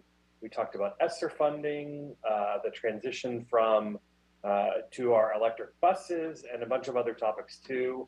I really want to thank Principal Castillo for having us, and I know I probably speak for Elaine too, that we look forward to being there again soon. Yesterday, last night, I attended the first meeting of the Blake Lane Safety Advisory Group. This team being spearheaded by Supervisor Palchik and comprised of many community stakeholders will be looking at ways to improve safety along the Blake Lane corridor, a goal I know this board shares. We recently, as a school system, announced that 22 school bus stops will be removed from Blake Lane. And this week we learned that 5 new Wink-O-Matic systems, these flashing lights, will be installed near Oakton High School. Right now, the plan is they will have 2 southbound and 2 northbound lights on Blake Lane and 1 westbound light on Sutton. We're still working on getting the details for the community. And I look forward to continuing that conversation on this and other topics in the weeks and months ahead. Thanks a lot. Thank you, Mr. Frisch. Dr. Anderson? Sorry, I thought it was Ms. Cohen next for some reason. This past Tuesday, again, as Mr. Frisch mentioned, I had the opportunity to join Dr. Reed for the Falls Church Community Meeting, which took place here at Luther Jackson. So I do want to extend my thanks to the parents who attended and who really were able to share their truths with Dr. Reed, as well as their concerns, particularly around safety and security, as you heard, in the hallways and bathrooms in our schools, as well as access to rigorous courses of study. I look forward to the Justice and Annandale meetings at the end of November, so please mark your calendars. Also want to welcome the newest leaders in Mason District, which is Ms. Ingrid Badia at Annandale Terrace and Ms. Raven Jones at Luther Jackson. Welcome. And lastly, we heard quite a bit this evening from our parents, educators, and community members asking this board to signal support for our teachers and staff and the work that they do to develop anti-racist curricular materials and equity and justice-based practices to ensure that our students have access to historically accurate materials and resources. We heard them request this board to provide cover for our staff who are doing this hard work, delivering instruction in a manner that honors the tenets that were shared earlier in the Hispanic heritage recognition and also in the comments made by board members. Similar sentiments were also shared in the opening of schools report, which Dr. Reed presented earlier, which continues to show the division's commitment to increasing student agency, honoring their lived experiences, and providing opportunities for student ownership of their learning. I hope that we can deliver on this commitment for our community in the very near future, not only to demonstrate our unwavering support for this work and for the staff who carry it out, and sometimes under duress, but also to highlight ongoing board efforts in ensuring that the FCPS promise is available to each of our students. Thank you. Thank you. Ms. McLaughlin? Yes. First, for my colleagues, as you know, 2 weeks ago I was not able to be here in person due to helping a family member recover from surgery. So I did want to take a moment to spotlight something that I really couldn't speak to. And Dr. Reed, this is really to help celebrate what it means when we come together with our county partners. And so, as many know, we voted in part of our year-end carryover funds to partner with the county government on stadium bathrooms in our high schools. And for some, that may not seem very sexy or interesting or what's the big deal, but it really is an instrumental change for not just our students and our athletes and our band members who use these fields, for our spectators and families who come out and cheer our students when they compete, but for all community members when they are using our facilities. And I, for one, is someone who enjoys running on the track on a weekend and evenings. And so I just wanted to say to everybody that that really was an excellent effort on the part of both boards. Chairman McKay, as you may be aware, had a working group on this. We had facility staff who worked tirelessly to come up with costing structures and evaluations.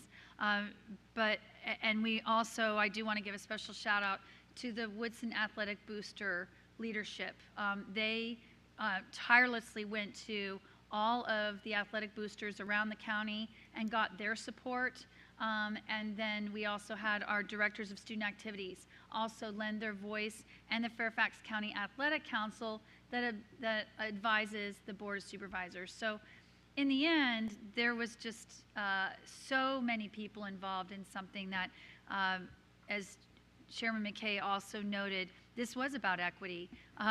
When you live in one of the wealthiest counties in the country and people don't have proper bathroom facilities, depending on whether or not you were renovated or private money came into place to put them there, this was just a wonderful thing to see happen, and I want to thank you all personally for your support and making this happen. And then tonight we did have a speaker from the Woodson community speak to us about the Woodson baseball fields. So I did want to share with all of you as well that this is something that Principal Floyd, the Director of Student Activities, who recently retired, and the new Director of Student Activities have all been working on very hard and bringing it to the attention of our facilities department. I have now been brought in to provide additional assistance along with the Region 5 superintendent and her team. So I want to make sure you all knew that people are working hard at that and will continue to work hard.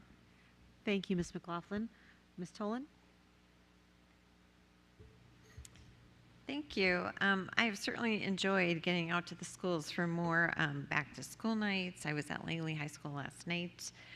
As Mr. Frisch mentioned, we were at Lemon Road's Principal Coffee last week, and was happy to host Dr. Reed at McLean High School for her community conversation. The day after that, I was able to attend Celebrate McLean, where I saw all of the clubs our students are running at McLean High School. That's just a smattering of the events that I've been to, but I've been so happy to see so many excited students, families, and staff all having a wonderful time together, and super excited to get going on the school year. I was able to spend time with Dranesville Elementary School's principal, Jamie Gadley, twice this week. On Tuesday, during our Family Engagement Survey results work session, she presented to the school board Dranesville Elementary's Family Engagement Plan and events. Her efforts at Dranesville are well appreciated by families in the community. And then yesterday, I was able to be a part of Dranesville Elementary School's Hello Week's Welcome Wednesday with a whole set of PTA parents just welcoming every single student to the school. It was a great way to start off the day.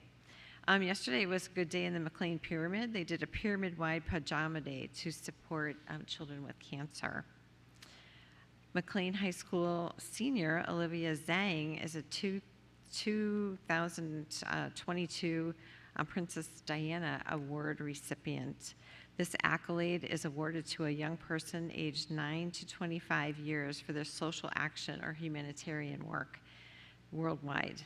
She was invited to attend a virtual ceremony and received letters from both Prince William and Prince Harry to celebrate her work with Cancer Kids First. It's been mentioned in People magazine and Yahoo News, as well as the Fairfax Times. I saw Cooper Middle School's after-school activity fair this week, and they had record attendance, and kids were just signing up in droves for the after-school activities. I was super excited to see that, and I'll be checking in at Herndon and Herndon Middle School and Longfellow soon too to see how their after-school activities are going. Next week, I'm looking forward to the marching band competition that will be held at Herndon High School. I think all of our high schools will be there in attendance, so it should be really amazing. And next week, I'm also visiting the Area 4 transportation team to see what we can do about some of the issues that we're having with our buses in the Dranesville area. We are struggling. Next week, look forward to seeing Dr. Reed at all the community events. Thank you, Ms. Tolan. Ms. Omesh? Thank you. I'll keep it short. I've been grateful to hear a lot of good community feedback around not only, of course, the return to school, the continuation, but even Dr. Reed's town halls. So it's been awesome to see the community come around, something exciting, which of course will culminate in the strategic plan process and continue to be a positive direction we're headed in. I want to make sure I wish our Jewish community members blessed Rosh Hashanah. I know that's going to be starting before our next meeting, so we won't have the chance to mention it. But of course, always trying to maintain our commitment to seeing and recognizing all our community members in their various experiences. And then also sharing with one another what these holidays and recognitions represent and the importance of knowing what our community members are experiencing, thinking about, reflecting on. Finally, I do want to lend my support to some of the community comments that were made around the resolution that's been kind of urged across the county by our various advocates to lend our support to our staff who are, especially those who teach history, social studies, English, those who are confronting challenges perhaps in teaching truth and in making sure that a multitude of narratives are a part of our story. And I want to thank Dr. Anderson for leading in much of that, and I'm hopeful that we can bring that resolution forward at some point and making sure that message is loud and clear. And specifically speaking to this idea of a liberatory narrative, and meaning that a liberatory narrative is one where through education we can all build an understanding that frees us from misunderstanding, but also limitation that doesn't allow us to self-actualize our own identities and be fully who we are in all settings. So I just want to emphasize the importance of that and the importance of reflecting on what liberation means and how that looks different for everyone. But hopefully through ongoing conversation as a board, as a collective, and then hopefully in inspiring a community, we can come together to see when the best time and the best way of doing that will be. But that's all from me tonight. Have a good night, everybody. Thank you. Thank you. Ms. Marin? Over the last few weeks since school has begun, I've visited many schools, and in talking with different parents and families and staff and students, it's clear that overwhelmingly the people in the school system care about students, staff, and our public schools. So while there's demand for access, opportunities, excellence, and respect, it's clear that people think that this is what everyone deserves, and certainly I think this is what our democracy depends on. So it's been very rejuvenating and just very exciting. I just want to share a few thoughts. One is that as we begin this school year on the board and with our new superintendent, I really want to help us set an agenda to prioritize what we need to be doing in our schools and the dollars to match that. So on the instruction, on the educational experience, I think when we had the conversations earlier this week about family engagement and parent engagement, it's not the stuff that happens after school. It's not those wonderful events that happen. It's, you know, how is the family being engaged as the key partner with the student's learning and seen as that valuable, critical person. So, you know, looking at what does it really mean to have a needs-based budget? What does it include? I'm hearing that smaller class sizes is what it needs to include. Smaller learning communities. The schools are so big. Some of our schools and our staff do amazing work, but it's so many students in buildings. How do we make smaller learning communities? And certainly there's practices around how to do that and do that well. The literacy instruction, especially for our population of learners with learning disabilities, we have to maintain the pace and even accelerate this rollout. You know, we have some schools where staff are trained and there's a few staff in the science of reading, and some schools where there's just one and they're just getting there. So I know that we're setting up a plan to do that, but we've got to maintain that discipline of giving the professional development, the time for teachers to teach students how to get that firm understanding for their literacy. And the social emotional piece, you know, there are still children, little kiddos and big kiddos who struggle in the schools, and they will require a lot of staff support, and that you know, is needed for that student, but that also detracts from other students' educational experience. So again, how do we create those smaller learning experiences. I also do want to echo the comments of my constituent and Advisory Committee for Students with Disabilities appointee about the ACSD report. I think we've got to prioritize hearing our state required committees reports before we hear any other advisory committees, and I really urge us to get that on the calendar. We must at least hear from our state required committees. I've enjoyed being back on the Career Tech Advisory Committee this year, and I just wanted to share, the things that I'm hearing and seeing is, this mantra kind of, pathways for all students after high school. What does that mean? Lots of options, but how do we ensure that students know what their options are? There's so many here. The workforce preparation, it starts before high school, so how do we get that early on in the grades? And then streamlining the connections with employers, because we've got all these employers that want to be partners, but sometimes they don't know the right entry point. And so I'm eager for us to make that clearer for our partners who do a lot of work. I just want to say also, Lashana Tova Tekatevu, to those Jewish families who will be observing. This is a season of holidays. It actually starts on September 25th, but it goes into mid-October. So it's a very festive and reflective season, and it's a very busy season. So for staff on a holiday, I wish that you didn't have to choose between your work or your faith on that day, but I will continue to work on that so that that is a holiday that you get to observe. Thank you. Thank you, Ms. Marin. Mr. Arnett Koufax. Thank you, Madam Chair. This week, I attended Dr. Reed's community meetings at the Hayfield Pyramid and the Edison Pyramid. I want to thank all the families and staff who came out and who attended. We appreciate you sharing your thoughts as well as your concerns. Rose Hill's amazing principal, Don Hendricks, will be retiring soon. So we are looking for a new principal there. So we want you to please share that community, the Rose Hill community. Please share with us your thoughts on what you would like to see in the next principal, and your ideas can be shared with Adam McGeehan in our Department of Human Resources. And if you can't find him, just reach out to me at fcps.edu, and we can help you get connected to Adam. I look forward to our retreat next week, where we will focus on our strategic plan and governance, and I hope everybody enjoys this last week of summer. Thank you. I know I'm who stands between you and your bed, so I will keep it very brief. I also appreciate the Falls Church Pyramid community who came out to Luther Jackson for the community conversations, as well as attending the SEPTA meeting and hearing from our special ed community as well. I did sit on the ACSD meeting yesterday. I know there's been a lot of churn in our special education community around issues on the IEP changes, and I appreciated Dr. Boyd and her staff taking the time to present to the ACSD on this issue and to hear their feedback as well. I will just end by saying it has been super, super energizing and exciting to see our kids, our teachers, our staff in our schools happy and celebrating, and just the smiles on their faces. And so I just wanted to take a minute to thank our teachers and staff, not just for the hard work and our leadership team and Dr. Reed. In 2 months, it feels like you've been here forever, and it probably feels like you just started. And there's a lot we've thrown at you when you have 12 members throwing 15 things at you at once and saying, do all this now. I think it's amazing. I think it's wonderful, the work you've done, and I think it's wonderful that we have a board that's so passionate and it has such great ideas that want to partner with you, and I think that's really, really great that we've got that.